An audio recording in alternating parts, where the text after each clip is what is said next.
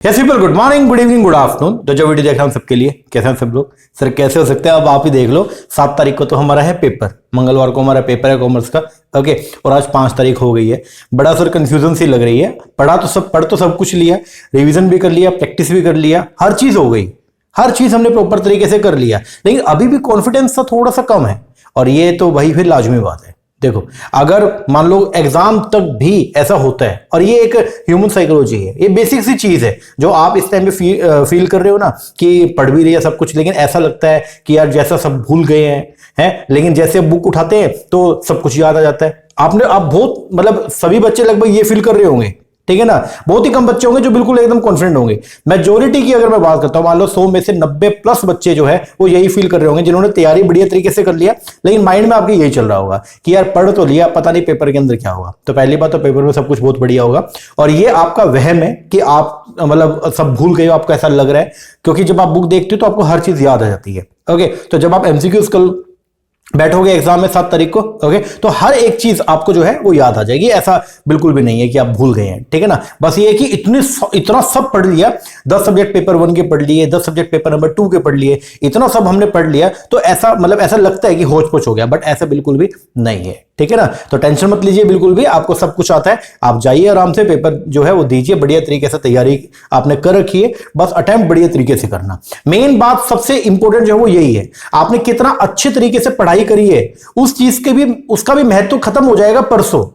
क्योंकि अगर एग्जाम के अंदर जब आप बैठे हो एग्जाम के अंदर, और उस टाइम पे अगर आपने प्रॉपर तरीके से उसको अटेम्प्ट नहीं किया ना, अगर वहां पे जाके आप थोड़े से भी नर्वस हो गए, और उसकी वजह से अगर मान लीजिए कि वो टाइम अगर आप उसको यूटिलाइज नहीं कर पाए, तो पीछे आपके 6 महीने की जो आपने मेहनत करी हुई है वो सारी की सारी आपकी वेस्ट हो जाएगी।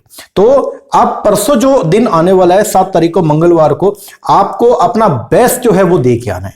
मैं आपको ये गारंटी देता हूं, आपने जो भी पढ़ा हुआ है वही एग्जाम के अंदर आएगा, और आप इजीली उस स्कोर कर पाओगे। आपका जो ऑब्जेक्टिव है जेआरएफ का, वो इजीली आप उसको अचीव कर लोगे। लेकिन उसके लिए सबसे इंपॉर्टेंट जो है वो है presence of mind.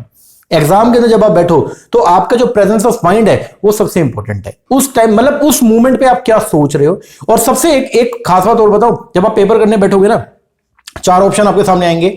First instance में जो ऑप्शन पे आपका माइंड जा रहा है ना, मतलब आपकी आंखें जिस ऑप्शन के ऊपर जा रही हैं, जनरली 99% केसेस के अंदर वही आंसर होता है। तो आप अपने ऊपर डाउट जो है वो बिल्कुल भी मत कीजिएगा।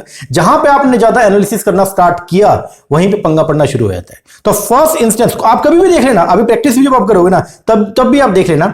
फर्स्ट इंस्टेंस में आप क्वेश्चन पढ़ते हो, क्वेश्चन रीड आउट करते हो, ऑप्शन देखते हैं, पहले इंस्टेंस में हमारी नजर जहां पे जाती है ना, लगभग क्वेश्चन जो है मतलब लगभग आंसर उसका वही होता है, ठीक है ना। तो आपने जो पढ़ा है वो बिल्कुल सही पढ़ा है, कोई इश्यू नहीं है। आप जाएं, आपकी तैयारी बहुत बढ़िया है, आराम से जाएं, पेपर अटेम्प्ट कीजिए, एकदम बिंदास हो गए, नर्वस मत होना बिल्कुल भी, ठीक है ना। तो दिमाग जो है ना वो बिल्कुल आपका रिलैक्स करना चाहिए, ठीक है। बस आप ये सोचो कि यार जो अब वहां पूछने वाले ना वो सब मैं पढ़ के आया हूं ऑलरेडी, ओके, तो बस मुझे वहां पे जाके जो है वो अटेम्प्ट करना है, ठीक है ना जी। और आपकी इसी तैयारी को थोड़ा और भी अच्छा करने के लिए कल के लिए एक नई चीज मैं लेके आया हूं।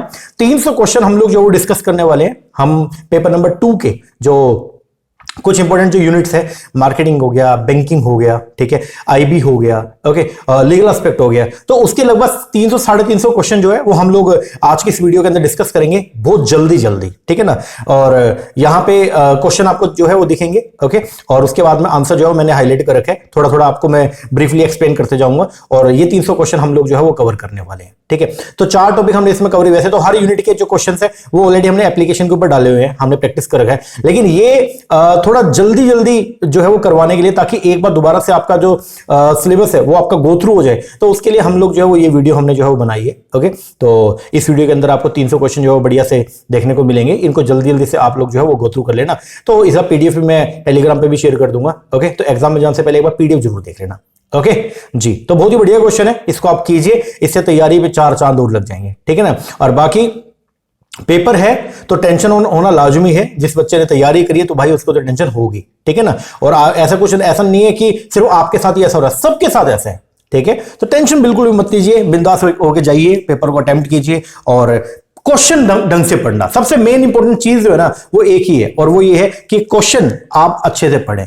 अगर क्वेश्चन बढ़िया से पढ़ लिया तो आंसर अपने आप ही आ जाएगा। सबसे बड़ा इशू यही आएगा, क्वेश्चन ही समझ में नहीं आएगा कि आखिर एग्जामिनर पूछ क्या रहा है। अगर ये पता चल गया कि वो क्या पूछ रहा है तो मेरे को 4 ऑप्शन भी तो दे रखे हैं, फिर तो मैं उसमें से सिलेक्शन कर लूंगा। लेकिन अगर क्वेश्चन ही समझ नहीं आया तो दिक्कत हो जाएगी। और क्वेश्चन समझ क्यों नहीं आता? क्योंकि हम जो है वो जल्दी जल्दी पढ़ जाते हैं, ठीक है ना।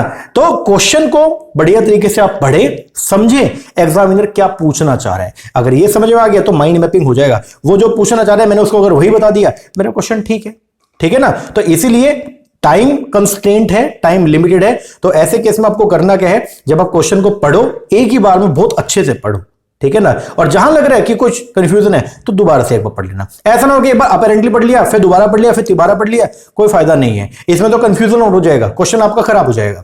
तो क्वेश्चन जब भी आप पढ़े तो प्रॉपर तरीके से समझें कि एग्जामिनर क्या पूछना चाह रहे हैं। ऑप्शन दे रखें, उनमें से सिलेक्ट कीजिए, बन जाएगी बात, ठीक है ना जी। तो आइए अब हम लोग जो स्टार्ट करेंगे हमारे पेपर नंबर 2 कॉमर्स के 300 प्लस क्वेश्चन को डिस्कस इस वीडियो के अंदर।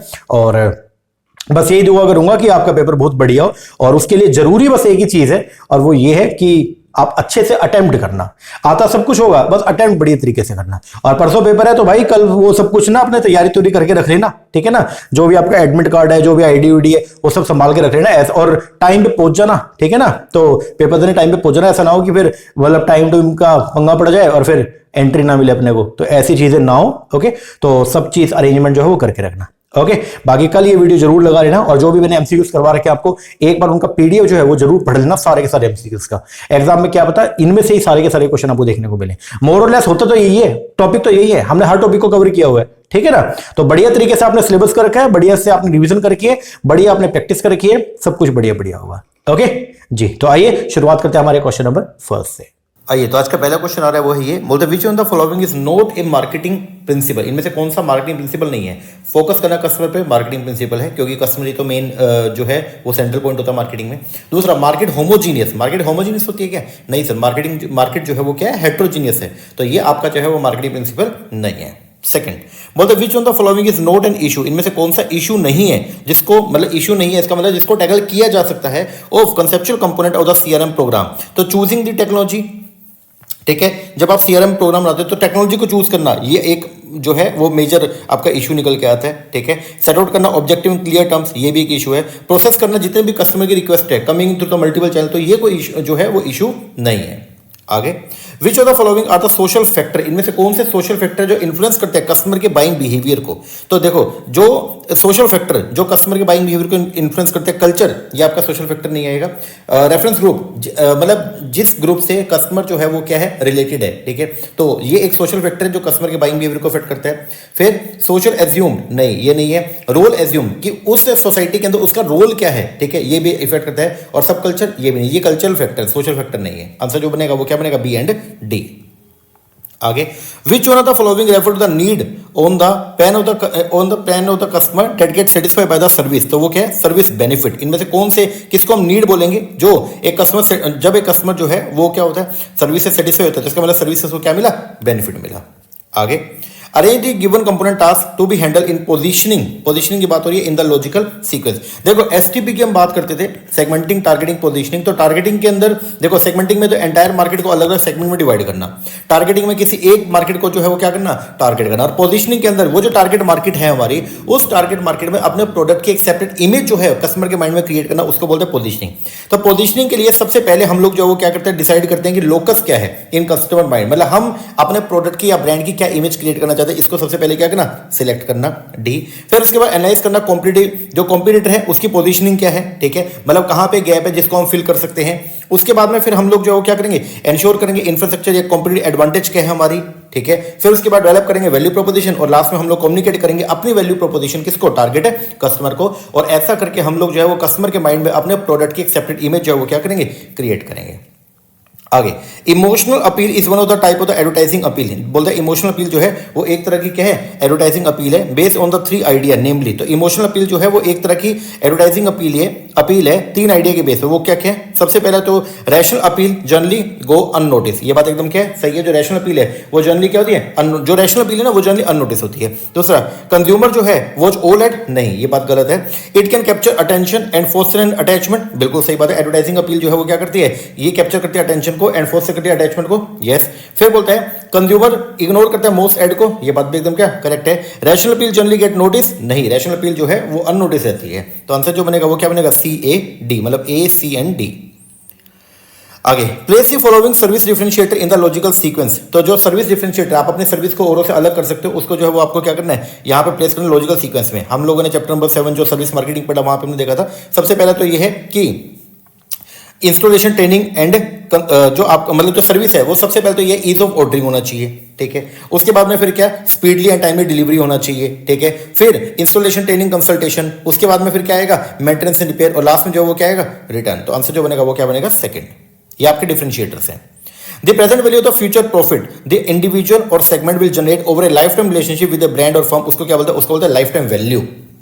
आगे, which among the following method is not a method of generating sales lead in person selling. तो वो क्या है, देखो sales lead in person selling की बात करें तो रेफरल, नेटवर्किंग और कोल्ड कॉल ये सब है, लेकिन कूपन जो है वो इसका वो एक मेथड नहीं है, ठीक है ना। आगे, the concept of the product life cycle PLC वो बेस्ड है on which of the following की अजम्पशन पे। तो PLC का जो कॉन्सेप्ट है वो किस अजम्पशन के ऊपर जो है वो बेस्ड है। सबसे पहला ये बोलता है profit remain stable at different stage of product life cycle, नहीं गलत है ये, क्योंकि हर PLC के हर स्टेज पे जो प्रॉफिट एलिमेंट है वो भी क्या होगा, अलग अलग होगा। प्रोडक्ट है अनलिमिटेड लाइफ, नहीं, प्रोडक्ट की लाइफ जो लिमिटेड होती है। Product sales pass through distinct stage each posing different challenges opportunity and problem, बिल्कुल सही बात है। प्रोडक्ट जो है वो अलग अलग लाइफ से अलग अलग स्टेज से होकर गुजरता है, और हर स्टेज पे जो है वो क्या अलग अलग जो चैलेंजेस अपॉर्चुनिटी आपको फेस करनी पड़ती है। Product require different marketing, financial, manufacturing, purchasing and human resource strategy in each of the life cycle, बिल्कुल सही बात है। एंड प्रोडक्ट की लिमिटेड लाइफ होती है, यस, आंसर बनेगा C, D एंड E। आगे, which of the following are relevant in technological innovation, इनमें से कौन सी चीज जो है वो रेलिवेंट है किसके लिए, टेक्नोलॉजिकल इनोवेशन के लिए। सबसे पहला, मोस्ट इनोवेशन जो है वो क्या होती है, इंक्रीमेंटल होती है, बिल्कुल सही बात है, एग्जिस्टिंग में कुछ ना कुछ एडअप करती है। Most innovation involve the commercial utilization idea, बिल्कुल सही बात है। जो भी इनोवेशन हो रही है उसका कहीं ना कहीं उसको उस इनोवेशन को आप सेल आउट भी कर सकते हो। Innovation can not be explain isoquant, गलत, इनोवेशन को एक्सप्लेन किया जा सकता है। Introduction of the innovation is not stimulated by the strong domestic rivalry and the geographical construction, गलत। अगर इनोवेशन को आप इंट्रोड्यूस करते हो तो उससे जो है वो राइवलरी या फिर जो कंपटीशन है वो ग्रो अप होता है। आगे, रिस्क जो है इन इंट्रोड्यूसिंग इनोवेशन यूजुअली हाई होता है, ये बात एकदम क्या करेक्ट है। तो आंसर बनेगा A, B एंड E। आगे, dash take into account a host of input such as buyer image of the product performance, the channel deliverable, the warranty quality, customer support and the software attribute such as the supplier reputation, trustworthiness, esteem. इसको क्या बोलते हैं, इसको बोलते हैं economic value to customer pricing. तो इनमें हर चीज का हम ध्यान रखते हैं। फिर यहाँ पे दे रखे आपके टारगेटिंग के कुछ कॉन्सेप्ट दे रखे हैं और डेफिनेशन आपको मैचिंग करना। सबसे पहले टारगेट कंपेटिबिलिटी का मतलब जो है वो क्या होता है, तो टारगेट कंपेटिबिलिटी का मतलब है एक reflection of the company ability कि वो क्रिएट कर सकते हैं सुपीरियर कस्टमर वैल्यू, ठीक है। टेक्निकल टारगेटिंग का मतलब जो है वो क्या होता है, ये एक तरीका है जिसके अंदर कंपनी जो है वो स्ट्रेटेजिकली जो है वो इंपोर्टेंट कस्टमर तक पहुंचती है, उसको बोलते हैं टेक्निकल टारगेटिंग, मतलब स्ट्रेटेजिकली पहुंचना, ठीक है। टारगेट अट्रैक्टिवनेस का मतलब जो है वो क्या होता है, ये रिफ्लेक्ट करता है एबिलिटी एक मार्केट सेगमेंट की कि वो क्रिएट कर सकते हैं superior value to the for the customer. And strategic targeting का मतलब जो है वो क्या होता है, फोकस करना on customizing company offering according to the customer need, इसको बोलते हैं स्ट्रेटजी। आगे, दो स्टेटमेंट देखिए। सबसे पहले बोलता है कंज्यूमर में prefer to choose the channel based on their own shopping goal as well as price, product, assortment and convenience, ये बात एकदम क्या है, करेक्ट है। फिर बोलता है some consumer are willing to trade up to retailer offering higher and goods and trade down to discount retail for private label, ये बात भी एकदम क्या सही है। और रीजनिंग करेक्टली इसको एक्सप्लेन भी कर रहे हैं, क्योंकि ऊपर क्या लिखा हुआ है, कंज्यूमर जो है वो में चाहे तो प्रेफर कर सकता है कि वो चूज करेगा चैनल को based on their own shopping goal. तो कुछ कंज्यूमर जो है वो महंगी चीज भी लेना पसंद करते हैं, कुछ कंज्यूमर सस्ती चीज भी लेना पसंद करते हैं, ठीक है ना। तो दोनों की दोनों बातें सही है और रीजनिंग करेक्टली सेक्शन को एक्सप्लेन भी कर रहा है। आगे, कंपनी यूज करती है, company use when they lack financial resource to carry out direct marketing and when they can earn more by doing so. तो कंपनी किसको यूज करती है, वो है आपका बेसिकली क्या, इंटरमीडिएरीज, ठीक है। आगे dash is a marketing term for any design to prompt an immediate response और एनकरेज एन इमीडिएट सेल। तो वो होता है कॉल टू एक्शन, ठीक है ना, इमीडिएट रिस्पॉन्स। तो कॉल टू एक्शन एक मार्केटिंग टर्म है जिसके लिए हम लोग जो है जिसको डिजाइन किया जाता है क्या करने के लिए, प्रॉम्प्ट एक्शन लेने के लिए बेसिकली, ठीक है ना, इमीडिएट रिस्पॉन्स करने के लिए, और उस इमीडिएट रिस्पॉन्स से इमीडिएट सेल होती है। In which of the following segmentation criteria the predictability of the consumer choice behaviour is the highest. वो है आपका बिहेवियर। आगे दी प्रैक्टिस एक ऐसी टेक्निक जिसमें हम सेट करते हैं price target by the firm and then develop करना एक product that would allow the firm to maximise total profit at the price, उसको बोलते हैं हम लोग प्राइस लाइनिंग। तो प्राइस लाइनिंग एक प्रैक्टिस है, एक तरीका है जिसमें हम प्राइस को सेट करेंगे। कैसे? इसमें हम डेवलप करेंगे एक product that would allow the firm to maximise total profit, वो है प्राइस लाइनिंग। आगे arrange the following service gap as per the SERVQUAL approach in the logical sequence. तो सबसे पहले यहाँ पे हम ना गैप ढूंढते हैं। तो सबसे पहले गैप ढूंढते हैं the gap between the customer expectation and the management perception. फिर हम लोग जो वो गैप ढूंढेंगे क्या, the gap between the management perception and the service quality specification. फिर उसके बाद में हम गैप ढूंढेंगे service quality specification and the service delivery. फिर गैप जो है वो ढूंढा जाएगा the gap between service delivery and the external communication. और लास्ट में जो है वो होता है the gap between the perceived service and expected service. आगे in the process of perception which one of the following is not an external factor, जो influence करता है सिलेक्शन ऑफ स्टिमुली को, वो है आपका एक्सपीरियंस। आगे विच वन ऑफ द इनमें से कौन सा एडवर्टाइजिंग प्लानिंग स्ट्रेटजी जो है वो सुटेबल है किसके लिए, कार एंड अप्लायंसेस के लिए। तो वो है आपका इंफॉर्मेटिव स्ट्रेटजी, जिसके अंदर हम लोग जो है वो कार या अप्लायंसेस के जो है वो इंफॉर्मेशन जो है वो टारगेट कस्टमर तक पहुंचाने का काम करते हैं। आगे which of the following are the tool, इनमें से कौन सा टूल है किसके लिए, फॉर कंज्यूमर प्रमोशन के लिए। तो कंज्यूमर को अगर आपने जो है मतलब प्रमोशन करना है तो उसके लिए किस टूल का आप सहारा ले सकते हो। तो प्राइस ऑफ नहीं, रिफंड इसका हम सहारा ले सकते हैं, कूपन इसका सहारा ले सकते हैं, इवेंट करके इसका, ऑफ इनवॉइसिंग नहीं। आंसर बनेगा बी, सी एंड डी। आगे द ओनली पर्पस जो है लॉजिस्टिक मैनेजमेंट का वो है कोऑर्डिनेट करना activities of moving product from the factory to customer. नहीं, ये बात जो है वो क्या गलत है, क्योंकि लॉजिस्टिक मैनेजमेंट जो है उसमें किस तरीके से फैक्ट्री तक भी सामान रॉ मटेरियल कैसे फैक्ट्री में आएगा, फिर आगे एंड कस्टमर तक कैसे पहुंचेगा, ये सब कवर होता है। तो पहला तो गलत हो गया। फिर बोलता है logistic management is only the responsibility of marketing function. नहीं, ये बात भी क्या है, गलत है। दोनों स्टेटमेंट आपकी इनकरेक्ट है। Which of the following are the reason for manufacturer and retailer to brand their offering. इनमें से कौन से जो है वो रीजन है किसके लिए, मैन्युफैक्चरर के लिए एंड रिटेलर के लिए, कि वो अपनी ऑफरिंग को जो है वो क्या करें, उनकी ब्रांडिंग करें। तो सबसे पहला ब्रांडिंग हेल्प करती to gauge the level of product quality. नहीं, ब्रांडिंग से जो है क्वालिटी का पता नहीं चलेगा। ये अनेबल करता है प्रीमियम प्राइसिंग को। यस, अगर ब्रांडिंग बढ़िया होगा तो फिर क्या होगा कि आप प्राइस ज्यादा भी रख सकते हैं। कंट्रीब्यूट करती है टू कॉर्पोरेट आइडेंटिटी, आपकी आइडेंटिटी को भी मतलब जो है आपकी आइडेंटिटी बनाने का काम करती है। यस, इन्फॉर्म करती है अबाउट द सोर्स के बारे में। नहीं, डेवलप करती है कस्टमर लॉयल्टी। यस। आगे the sales step in which a sales person learn as much as possible about a prospective customer before making a sales call, उसको बोलते हैं हम लोग क्या, प्री अप्रोच। मतलब कस्टमर तक पहुंचने से पहले हम लोग जो वो क्या करते हैं, कस्टमर के जो भी कस्टमर है उनके बारे में जो है मतलब जो भी प्रोस्पेक्टिव कस्टमर उसके बारे में कुछ डिटेल्स जो है कलेक्ट करते हैं, इसको बोलते हैं हम लोग क्या, प्री अप्रोच। आगे which of the following are necessary characteristic है ऑफ द मॉडर्न सेलिंग का। तो मॉडर्न सेलिंग के जो कैरेक्टरिस्टिक है वो क्या, सबसे पहला जो मॉडर्न सेलिंग है मतलब जो आज की डेट में जो हम सेलिंग एक्टिविटी देखते हैं तो उसके अंदर जो है वो क्या करते हैं, डेटाबेस एंड नॉलेज मैनेजमेंट को यूज करते हैं। यस। ब्रांड एक्सटेंशन नहीं, ये तो आपका कन्वेंशनल मार्केटिंग में भी होता है। कस्टमर लिस्टिंग मैनेजमेंट में फोकस किया जा रहा है। यस। सेगमेंटिंग टारगेटिंग पोजीशन, ये तो ओल्ड में भी होता था। सेटिस्फाई करते हैं नीड एंड ऐड करते हैं वैल्यू। यस, आंसर जो बनेगा A, C and E. The following are the hallmark of an effective marketing mix. इनमें से कौन सा हॉलमार्क है किसका, इफेक्टिव मार्केटिंग मिक्स का। सबसे पहला बोलता है मार्केटिंग मिक्स मैच करते हैं कस्टमर की नीड को। बिल्कुल सही बात है, ये एक हॉलमार्क मतलब बेसिकली बेंचमार्क है। एक अच्छा मार्केटिंग मिक्स कैसा होना चाहिए कि मार्केटिंग मिक्स जो है मैच करना चाहिए कस्टमर की नीड को। Yes. Marketing mix ensure high probability. नहीं। Marketing mix contain a competitive advantage. Yes, बिल्कुल सही बात है। मार्केटिंग मिक्स इस तरीके की हो कि हमारी कंपटीशन के अंदर जो है मतलब हमको एक कॉम्पिटिटिव एडवांटेज मिले। आगे marketing mix is well blended and match corporate resources. बिल्कुल सही बात है, मतलब एक मिक्स होना चाहिए और कॉर्पोरेट के रिसोर्स को सबको हम यूज करें। मार्केटिंग मिक्स एडहेयर करती है एथिकल प्रिंसिपल को। नहीं, ऐसा जरूरी नहीं है। एथिकल होनी चाहिए लेकिन एथिकल प्रिंसिपल को सभी एथिकल प्रिंसिपल को फॉलो करें ऐसा जरूरी नहीं है। Post purchase consumer invariably experience करता है cognitive dissonance which is refer to, उसको क्या बोलते हैं, तो जो आपका डिसोनेंस है इसको हम बेसिकली बोलते हैं एक feeling of uncertainty about making the right decision. ठीक है ना, इसको बोलते हैं हम लोग क्या, पोस्ट परचेज कंज्यूमर मतलब सामान परचेज करने के बाद में एक कंज्यूमर एक्सपीरियंस करता है एक डिसोनेंस को। वो डिसोनेंस क्या है, तो वो है कि क्या मैंने डिसीजन सही लिया है या गलती है वो।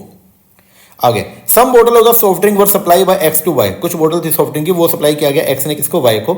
Y got injured due to busting of one of the bottle, तो वाई ने क्लेम किया डैमेज एक्स से, किस नाम के, कि वो ये है कि जो गुड्स है वो कैसी होनी चाहिए, condition as to marketability.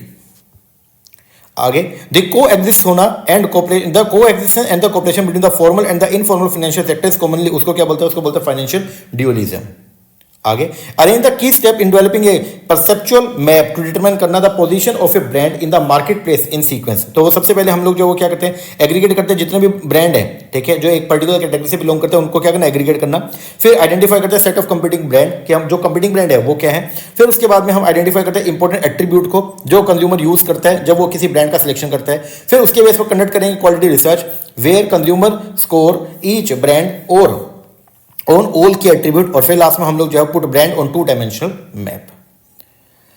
Stage of buyer sell relationship है और कैरेक्टरिस्टिक आपको दे रखे मैचिंग करना। सबसे पहले प्री रिलेशन स्टेज जो है वो क्या होती है, जब कस्टमर जो है वो कंसर्न होता है about risk of change and the distance between the validity and the potential supply. फिर उसके बाद में अर्ली स्टेज जो है वो क्या होती है, एक जहां पे political supply attempting to reduce risk of change and the shift risk. Development stage के अंदर जो है वो क्या होगा, reduction and uncertainty and distance. And long term stage जो है वो क्या होगी, यहाँ पे हम शेयर करते हैं mutual dependence and high level of commitment. आगे in which one the following service product price sensitivity of the customer is low, तो वो मतलब जहां पे प्राइस कस्टमर प्राइस को लेके जो है वो कम सेंसिटिव होता है, तो वो है आपका मेडिकल सर्विसेज। यहाँ पे कस्टमर को होता है भाई मैं ठीक हो जाऊं, पैसे जो ज्यादा भी लग जाए। विच one the following is true while segmenting consumer market on demographic basis, इनमें से कौन सी बात जो है वो ट्रू है जब हम सेगमेंट करते हैं कंज्यूमर मार्केट को डेमोग्राफिक बेसिस पे, ठीक है ना। तो वो क्या है कि low predictability of the consumer choice behaviour and low cost of measurement. In which one the following concept buyer जो है वो पैसिवली इन्वॉल्व होता है in an exchange transaction and he accept whatever is offered to him by the marketer, वो है आपका production. क्योंकि production के अंदर हम लोग जो है वो बस ये देखते हैं, मार्केटियर बस सिर्फ ये देखते हैं कि जो प्रोडक्ट मार्केट में लार्ज अमाउंट में अवेलेबल होगा ना, कस्टमर उसी सामान को ही क्या करेगा, परचेज करेगा। तो यहाँ पे कंज्यूमर पे फोकस किया ही नहीं जाता, तो वो आपका प्रोडक्शन कॉन्सेप्ट। आगे the practice of forging A return address on an email so that recipient जो है उसको मूर्ख बनाया जा सके इनटू रिवीलिंग प्राइवेट इंफॉर्मेशन, उसको बोलते हैं हम लोग क्या, स्पूफिंग। आगे e commerce and large retailer in India bet big on mega consumption event on which of the following day, तो किस डे पे जो है मतलब ई कॉमर्स या लार्ज रिटेलर जो है इंडिया में वो क्या करते हैं, bet big on mega consumption event. तो वो जैसे जो मतलब सेल लगाते हैं, बेसिकली कौन कौन से इवेंट हो सकते हैं, रिपब्लिक डे भी हो सकता है, इंडिपेंडेंस डे भी हो सकता है, ब्लैक फ्राइडे भी होता है, साइबर मंडे भी होता है एंड अक्षय तृतीया ये भी। तो आंसर जो बनेगा वो क्या बनेगा, ABCDE, ये सारे के सारे इवेंट है। Which the following are to be determined to estimate the current market demand, इनमें से किस चीज को हम जो है वो यूज करते हैं एस्टिमेट करने का करंट मार्केट डिमांड को। तो टोटल मार्केट पोटेंशियल कितनी है उसको हम देखते हैं। अगर आपको करंट मार्केट डिमांड देखनी है, ठीक है, तो उसके लिए हम टोटल मार्केट पोटेंशियल पहले चेक करेंगे, फिर एक पर्टिकुलर एरिया की मार्केट पोटेंशियल क्या वो चेक करेंगे। एनालाइज करना पास से नहीं, sales force input no, market share जो है हमारा वो क्या है उसको हम चेक करेंगे और उसके बेस पर करंट डिमांड को जो है वो प्रेडिक्ट करने का काम करते हैं। Which of the following are social factor जो इन्फ्लुएंस करते हैं कंज्यूमर बिहेवियर को, तो सोशल फैक्टर जो है वो कौन कौन से हैं, तो वो है आपका group, family, role and status. आगे which of the following are true when an organisation use करते हैं intensive distribution of its product, ठीक है। तो अगर आप इंटेंसिव डिस्ट्रीब्यूशन को यूज करेंगे तो उससे जो है वो क्या होगा, वाइड स्प्रेड मार्केट कवरेज होगा एक तो, ठीक है। मतलब आप जब इंटेंसिव मतलब हर जगह पे आप जो है अपने सामान को बेचने का प्रयास करेंगे, जगह जगह पे जो है वो क्या करोगे, अपना जो प्रोडक्ट है वो बेचने का प्रयास करोगे, ठीक है। हर एक दुकानदार के थ्रू आप सामान बेचना चाहोगे तो वो वहां उसकी वजह से क्या होगा, एक तो आपका जो मार्केट कवरेज है वो क्या हो जाएगा, बढ़ जाएगा, और दूसरा मास एडवर्टाइजिंग जो है वो करनी पड़ेगी। आगे सेल्स प्रमोशन मेथड दे रखा गोल है मैचिंग करना। स्टॉक अलाउंसेस जो है वो क्या, इसमें हम इंसेंटिवाइज करते हैं स्टोर को, ठीक है, कि वो ट्राई करें न्यू प्रोडक्ट, उसको बोलते हैं स्टॉक अलाउंसेस, ठीक है। प्रीमियम बेसिकली क्या है, इसमें इंसेंटिवाइज करते हैं किसको, आपके कस्टमर को, कि वो इंक्रीज करे अपने कंजम्पशन को। सैम्पलिंग बेसिकली जो है कस्टमर को इंसेंटिव प्रोवाइड करना कि वो नए प्रोडक्ट को क्या करे, एक बार ट्राई करे, वो है आपका सैम्पलिंग। और एडवर्टाइजिंग जो है इसमें हम इंसेंटिवाइज करते हैं स्टोर को to keep selling a product. आगे अरेंज करना following stage of buying decision process को इन द लॉजिकल सीक्वेंस। तो सबसे पहले जो बाइंग डिसीजन प्रोसेस है उसको उसमें सबसे पहले जो वो क्या करेंगे, सबसे पहले कस्टमर की नीड को रिकॉग्नाइज करेंगे, फिर उसको हम कॉम्प्रीहेंड करेंगे, समझेंगे, फिर उसके बाद में जो है एटीट्यूड फॉर्मिंग होगा, फिर इसके बाद में हम लोग जो वो क्या करेंगे, लेजिटिमाइजेशन करेंगे, और लास्ट में हम लोग जो वो क्या करेंगे, एडॉप्ट करेंगे। तो आंसर जो बनेगा वो थर्ड। आगे, which of the following is not true about the rural market. Rural market के बारे में कौन सी चीजें सही नहीं है। पहले बोलता है जो ग्रोथ अपॉर्चुनिटी रूरल मार्केट में वो ड्राइवर द कंपनी को वहां तक पहुंचने में, ये बात तो सही है। इन्फॉर्मेशन कम्युनिकेशन टेक्नोलॉजी जो है वो ड्राइवर है कि अब रूरल मार्केट भी चेंज हो रही है। यस, सोशियो इकोनॉमिक चेंज जो है are yet to happen to rural market. नहीं, अब जो है सोशियो इकोनॉमिक चेंजेस भी हो चुके हैं। ठीक है, ये बोलता है येट टू हैपन, अभी होने बाकी है, नहीं हो चुके हैं, तो ये गलत है। आगे, मैन्युफैक्चरर जो है razor and camera often price करते हैं अपने प्रोडक्ट को लो एंड सेट करते हैं high markup on razor blade and films के ऊपर। तो ये कौन सी मार्केटिंग प्राइसिंग स्ट्रेटजी है, ये आपका कैप्टिव प्रोडक्ट प्राइसिंग स्ट्रेटजी। आगे, एक vertical marketing system combining successive stage of production and distribution under single ownership, उसको बोलते हैं कॉर्पोरेट। एक ही कंपनी के अंडर जो है वो सारे के सारे स्टोर आ रहे हैं, तो वो है corporate VMS. Which of the following are the characteristic quadrant है बीसीजी मैट्रिक्स का। तो बीसीजी मैट्रिक्स के अंदर बेसिकली 4 आपके जो है क्वाड्रेंट होते हैं। इनमें से बताना, कैश काउ होता है, क्वेश्चन मार्क होता है, व्हाइट एलिफेंट नहीं, क्राउन ज्वेल नहीं, डॉग होता है। आगे, होलिस्टिक मार्केटिंग रिकॉग्नाइज करती है कि एक ब्रॉड इंटीग्रेट पर्सपेक्टिव जो है वो जरूरी है। Which of the following are the component, holistic marketing के कंपोनेंट क्या है। सबसे डायरेक्ट मार्केटिंग नहीं, relationship marketing yes, internal marketing yes, social responsible marketing yes, green marketing no. एक ideal advertising ad campaign would ensure, एक ideal advertising ad जो है वो क्या होती है, वो एक ऐसी होनी चाहिए जो क्या इंश्योर करे कि एड मोटिवेट करे कंज्यूमर को कि वो परचेज करे। दूसरा, ad give maximum possible product knowledge to the customer. नहीं, ऐसा नहीं है कि मैक्सिमम पॉसिबल नॉलेज आप एड के माध्यम से दे दो, नहीं, बस मेन बात ये कि एड परसुएड करनी चाहिए। आगे, एड कोज द कंज्यूमर की वो अटेंशन अपना ध्यान दे but does not distract from the intended message. Yes, ad properly reflect करनी चाहिए कंज्यूमर लेवल ऑफ अंडरस्टैंडिंग को एंड बिहेवियर को with the product in the brand. Yes, the right consumer is expose to the right message at the right place and the right time, यही main motive होता है किसका, add का। तो ये बात एकदम क्या करेक्ट है। तो 5 में से सिर्फ बी नहीं आएगा, बाकी 4 आएंगे। मार्केट एक्सपेंशन स्ट्रेटजी और डिस्क्रिप्शन है। मार्केट पेनिट्रेशन क्या होता है, जब एग्जिस्टिंग प्रोडक्ट एग्जिस्टिंग मार्केट में ले जाते हैं, वो है मार्केट आप existing product existing market penetration. Market development क्या, एग्जिस्टिंग प्रोडक्ट लेकिन नई मार्केट के अंदर लेके आ रहे हो। प्रोडक्ट डेवलपमेंट क्या, जो न्यू प्रोडक्ट लेकिन ओल्ड मार्केट में लेके जा रहे हो। ठीक है, न्यू प्रोडक्ट एग्जिस्टिंग मार्केट, और डाइवर्सिफिकेशन नया प्रोडक्ट नई मार्केट में। आगे, which of the following is not a valid base for market segmentation. तो कस्टमर बेस होता है टेक्नोलॉजी, आप ध्यान देना, ये टेक्नोलॉजी ओरिएंटेड सेगमेंटेशन है। अगर टेक्नोलॉजी बेस्ड होता तो ये भी बनता, ध्यान देना, ये क्या है, टेक्नोलॉजी ओरिएंटेड। ठीक है ना, अगर ये टेक्नोलॉजी बेस्ड सेगमेंटेशन था तो बनती, तो ये भी मतलब जो है वो वैलिड बेसिस होता। ठीक है ना, लेकिन टेक्नोलॉजी ओरिएंटेड है, ये नहीं आएगा। आगे, only low price product will sell in rural India, ये बात सही है या गलत है। सर ये बात तो आपकी क्या गलत है। क्या सिर्फ सस्ते सामान ही आप रूरल मार्केट में बेच सकते हो, नहीं। रूरल कंज्यूमर जो है वो होमोजीनियस होते हैं, एक जैसे होते हैं, मतलब क्या उनकी जो वो रहन सहन है, उनका जो पहन है, मतलब सब कुछ एक जैसा होता है, नहीं, वो उनकी भी जो डिमांड पैटर्न है वो क्या हेटेरोजीनियस नेचर का होता है। तो दोनों की दोनों स्टेटमेंट आपकी रॉन्ग है। आगे, फर्म का कैरेक्टरिस्टिक जो हेल्प करता है मैनेजर को आइडेंटिफाई करने में कोर कंपिटेंसी, उसमें क्या क्या आएगा, तो मतलब फर्म का कैरेक्टरिस्टिक जो हेल्प करता है मैनेजर को आइडेंटिफाई करने में कोर कंपिटेंसी, उसके अंदर आएगा potential assess to the wide market variety of market. Yes, मतलब एक तो मतलब कोर कंपिटेंसी क्या है बेसिकली, तो पोटेंशियल असेस होना चाहिए वाइड वैरायटी ऑफ मार्केट का। दूसरा, सिग्निफिकेंट कंट्रीब्यूट कर दो परसीव कस्टमर बेनिफिट, कस्टमर को लगे कि हाँ यार ये प्रोडक्ट को अगर मैं लूंगा तो मुझे बेनिफिट होगा। Value accretive and non competitive, नहीं। डिस्टिंक्टिव होना चाहिए, मतलब जो कोर कंपिटेंसी आपकी अलग होनी चाहिए, एंड डिफिकल्ट होनी चाहिए कस्टमर के लिए कि कस्टमर जो कॉम्पिटिटर है आपका वो उसको कॉपी भी ना कर पाए। तो आंसर आएगा A, B and D. Which of the following can be categorise as people processing service, इनमें से किसको पीपल प्रोसेस, मतलब ऐसी सर्विस को पीपल जो है जनरली प्रोसेस करते हैं, तो हेल्थ केयर सर्विस हो गया आपका। विच of the following is not true while determining length of distribution channel, तो ये इनमें से कौन सी बात सही नहीं है। पहले तो बोलता है larger the market size longer the channel, ये बात तो सही है। फिर बोलता है if the average load size is large तो it is better to have a longer channel, नहीं, ये बात जरूरी नहीं है।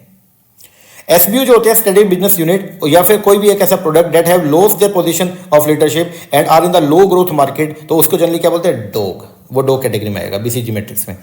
Which of the following can be categorise as the information processing service, इनमें से किसको हम जो है इंफॉर्मेशन प्रोसेसिंग सर्विस में कैटेगराइज करते हैं, तो आपकी वो है आपका लीगल सर्विस, जिसके माध्यम से हम लोग जो है वो इंफॉर्मेशन प्रोवाइड करने का काम करेंगे, लीगल इंफॉर्मेशन प्रोवाइड करते हैं। Which of the following is not true for supply chain management approach, इनमें से कौन सी बात जो है वो सही नहीं है, किसके बारे में, सप्लाई चेन मैनेजमेंट अप्रोच के बारे में, तो वो है आपका larger breadth of the supplier base to increase the competition and spread risk. Which of the following is not true about the rural market, तो रूरल मार्केट के बारे में कौन सी बात सही नहीं है, बोलता है print media is not necessary impact on the rural market, नहीं, गलत है ये बात। रिक्वायरमेंट जो है फॉर इफेक्टिव मार्केटिंग सेगमेंटेशन वो क्या है, एक अच्छा मार्केटिंग सेगमेंटेशन जो है अगर आपने करना है तो उसके लिए क्या क्या रिक्वायरमेंट है, क्या क्या चीजें जरूरी हैं। सबसे पहला जो इफेक्टिव मार्केट सेगमेंटेशन है वो कैसी होना चाहिए, असेसेबल हो, मतलब मार्केट सेगमेंट कैसा हो, असेसेबल हो। डिफरेंशिएशन नहीं, डिफरेंशिएशन की बात नहीं है, मेजरेबल होना चाहिए, वायबल होना चाहिए एंड इंटेंसिटी होनी चाहिए, किस चीज की, कॉम्पिटिशन की। यहां पे आपको लिस्ट वन है, लिस्ट टू के साथ मैच करना है। एक्चुअल डिलीवरी की बात की, एक्चुअल डिलीवरी क्या है, जब फिजिकल हैंडओवर होता है पोजीशन का, the goods by the seller to the buyer, इसको बोलते हैं एक्चुअल डिलीवरी। कंसेप्टेड डिलीवरी का मतलब जो है क्या होता है, acknowledgement by third person in possession of the goods to hold them on behalf of and at the disposal of the buyer. Symbolic delivery basically जो चाबी चूबी दे देना, delivery by means of ordering possession by the seller to the buyer. और डिलीवरी का मतलब क्या है, वॉलंटरी ट्रांसफर करना possession of the goods from seller to the buyer, उसको बोलते हैं delivery. Which of the following statement is or are correct regarding the application of the data mining technique? इनमें से कौन सी स्टेटमेंट जो है वो सही है। सबसे पहला डेटा माइनिंग टेक्निक की, सबसे पहला डेटा माइनिंग में हम लोग प्रिडिक्ट करते हैं future trend based on the information available, ये बात सही है। इलेक्ट्रॉनिक डेटा इंटरचेंज करते हैं आपस में, नहीं, जो डेटा हमारे पास है उसी को समझने का प्रयास करते हैं, तो डेटा इंटरचेंज नहीं। एनालाइज करते हैं डेमोग्राफिक इन्फॉर्मेशन को about the customer, yes. Credit risk analysis भी करते हैं, यस, आंसर आएगा ए सी डी। एनवायरमेंटल कैरेक्टरिस्टिक या फैक्टर जो इन्फ्लुएंस करते हैं डिस्ट्रीब्यूशन डिसीजन को, वो कौन कौन से हैं, वो है आपका एक तो गवर्नमेंट पॉलिसी, ठीक है, दूसरा आपका स्टेट ऑफ इकोनॉमी, ठीक है, फिर सोशल, ये नहीं आएगा, ठीक है, technology and institute development, yes, फिर स्टैट्यूटरी जो प्रोविजंस है, जो लॉ है, ये भी जो है एनवायरमेंटल कैरेक्टरिस्टिक या फैक्टर हैं जो हमारे डिस्ट्रीब्यूशन डिसीजन को अफेक्ट करते हैं। Which of the following is true for consumer? सबसे पहला, consumer rational and think in linear manner, नहीं, हमेशा लीनियर मैनर में सोचेगा, जरूरी नहीं है। कल्चर एंड सोसाइटी का रिलेशनशिप है to the customer thought and feeling से, ये बात एकदम क्या करेक्ट है। मैचिंग करना आपको, value added by the channel member low and market growth rate जो है वो भी क्या है, लो है, तो ये कौन सी, जब वैल्यू एडिशन चैनल मेंबर जो है वो भी लो कर रहे हैं और मार्केट ग्रोथ रेट भी लो हो चुकी है, तो ये है आपका डिक्लाइनिंग स्टेज, ठीक है। Value added by the channel member high है और मार्केट जो ग्रोथ रेट है लेकिन वो अब क्या हो गई है, लो हो गई है, तो ये क्या है आपका, ये आपका भी ग्रोथ स्टेज। फिर value added by the channel member वो तो लो है लेकिन मार्केट ग्रोथ रेट जो है वो क्या हाई है, ये है आपकी क्या मैच्योरिटी। और value added by the channel member वो भी हाई है और मार्केट का ग्रोथ रेट भी हाई है, ये है आपका क्या, आपका बेसिकली ग्रोथ। एक minute,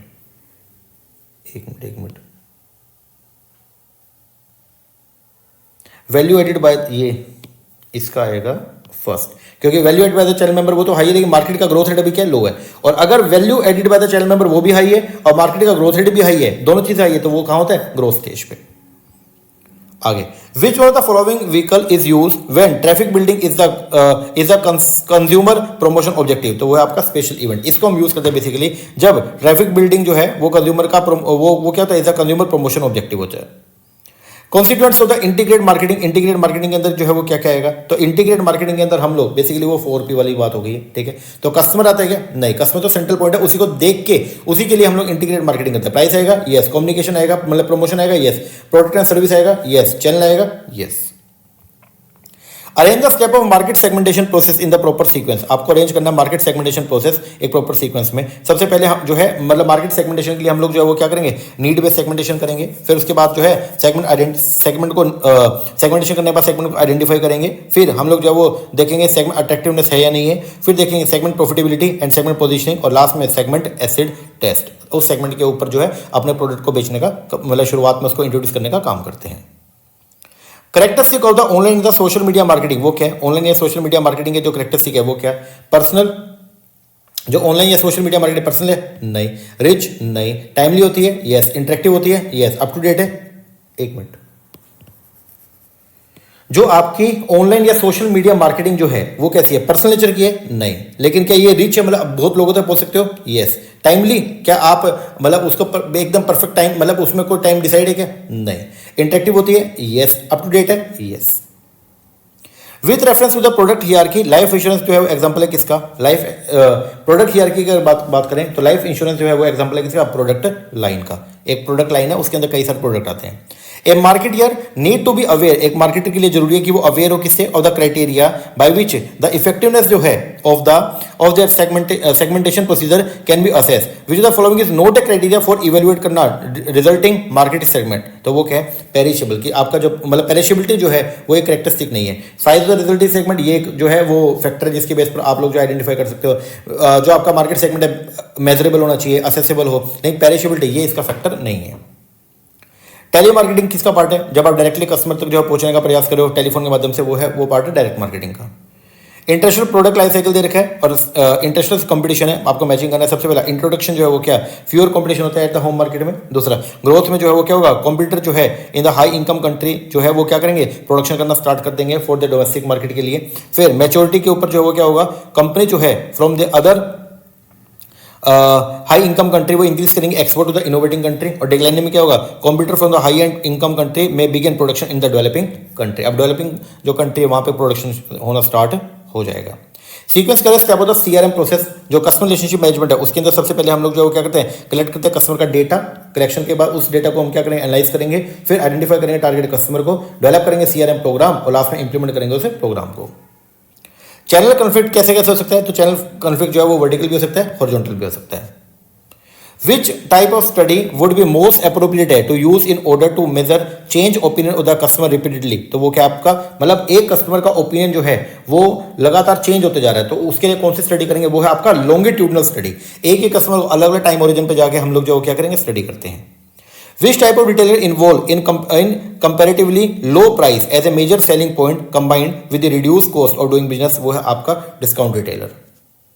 Which of these are readily accepted distinguished characteristic है और द सर्विस के जो क्रिएट करता है यूनिक स्ट्रेटेजिक चैलेंजेस को? तो सर्विस कैसी होती है, सर्विस इनफ्लेक्सिबल नहीं, पेरिशेबल होती है यस, इनसेपरेबल होती है यस, इंटेंजिबल है yes, inscrutability no. Arrange the following step of marketing process in the proper sequence. सबसे पहले मार्केटिंग के अंदर मार्केटिंग प्रोसेस में हम अंडरस्टैंड करते हैं सबसे पहले मार्केट प्लेस को एंड कस्टमर नीड को।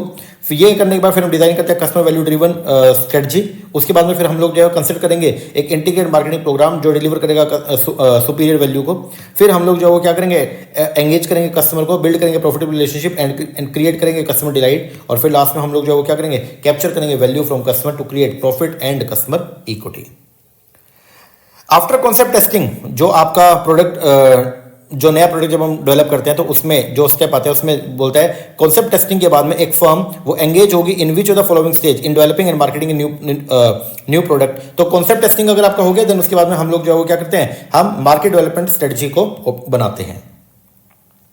इन पेनिट्रेशन प्राइसिंग, एक firm a business firm seek to assess deeper market penetration by keeping price. तो देखो जब नया प्रोडक्ट मार्केट में लॉन्च करता है तो जनरली दो स्ट्रेटजी को हम ऑप्ट करते हैं, या तो आपका पेनिट्रेशन और या फिर होता है आपका skimming.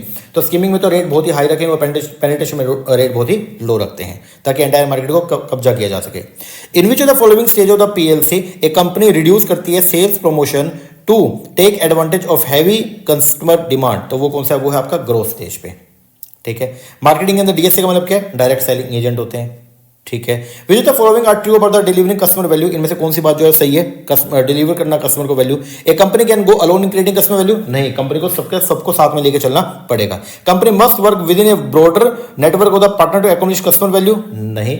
Individual company and the brand compete करते हैं, the entire value delivery network down, ये बात एकदम क्या है, करेक्ट है। नहीं, एक मिनट ऊपर देखो, company must work within a broader network of partner to accomplish करने कस्टमर वैल्यू, ये बात एकदम क्या करेक्ट है कि कंपनी जो है वो काम करेगी ब्रॉडर नेटवर्क ऑफ पार्टनर के साथ, सभी के साथ में मिल करके। ठीक है, कस्टमर को अगर वैल्यू डिलीवर करनी है कंपनी अकेले नहीं कर सकती, सबके साथ मिलकर करेगी। आगे, individual company and brand compete, बोलते हैं individual companies and brand compete their entire value delivery network don't, नहीं, ये बात जो है वो क्या गलत है।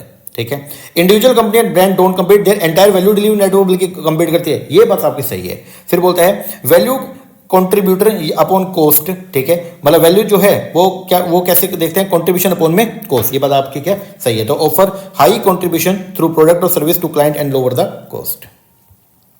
आगे, some doctor charge patient for missed appointment because the service value exist only at that point and disappear when the patient did not show up. ये एग्जांपल है किसका, कि भाई सर्विस जो है वो क्या करेक्टरिस्टिक है, पेरिशेबिलिटी। अगर टाइम पे नहीं आओगे तो फिर अपॉइंटमेंट का पैसा चला जाएगा। प्राइसिंग स्ट्रेटजी ऑफ सेटिंग है हाई प्राइस करना, when a product is introduce and gradually lower करना प्राइस को, उसको बोलते हैं skimming. Market for automobile need to be segment on the base हो, तो ऑटोमोबाइल मार्केट जो है उसका सेगमेंटेशन आप कैसे कर सकते हो, बायर के बिहेवियर के बेस पर, साइकोग्राफिक के बेस पर, ज्योग्राफिक के बेस पर, डेमोग्राफिक, सबके बेस पर। Arrange the following step of marketing process in the proper sequence. सबसे पहले जो मार्केटिंग प्रोसेस के अंदर जो है हम सबसे पहले जो है वो क्या करते हैं, अंडरस्टैंड करते हैं मार्केट बेस को एंड कस्टमर की नीड को। यस। फिर हम लोग जो है वो क्या करते हैं, डिजाइन करते हैं customer value deliver market strategy. Yes. फिर कंसल्ट करेंगे इंटीग्रेट मार्केटिंग प्रोग्राम जो डिलीवर करेगा सुपीरियर वैल्यू कस्टमर को। यस। फिर एंगेज करेंगे कस्टमर को, build profitable relationship and create करेंगे कस्टमर डिलाइट। और लास्ट में ऐसा करके हम लोग जो है वो क्या करेंगे, कैप्चर करेंगे value from the customer to create profit and customer equity. Which of the following is not true for mass marketing. इनमें से कौन सी बात जो है वो मास मार्केटिंग के रिस्पेक्ट में ट्रू नहीं है। तो mass provide very little scope for customisation, बिल्कुल ये बात आपकी सही है। डील विद कस्टमर डायरेक्टली, क्या कस्टमर से इसमें डायरेक्टली डील करते हैं? नहीं, मास मार्केटिंग में एंटायर कस्टमर सेगमेंट से जो है एक साथ जो है वो डील करेंगे। In the recent year major gain जो है हुआ है इन लॉजिस्टिकल एफिशिएंसी, वो हुआ है have come from which on the following. तो वो हुआ है जैसे से जो आईटी जो है वो क्या उसमें एडवांसमेंट हुआ है, advancement the information technology.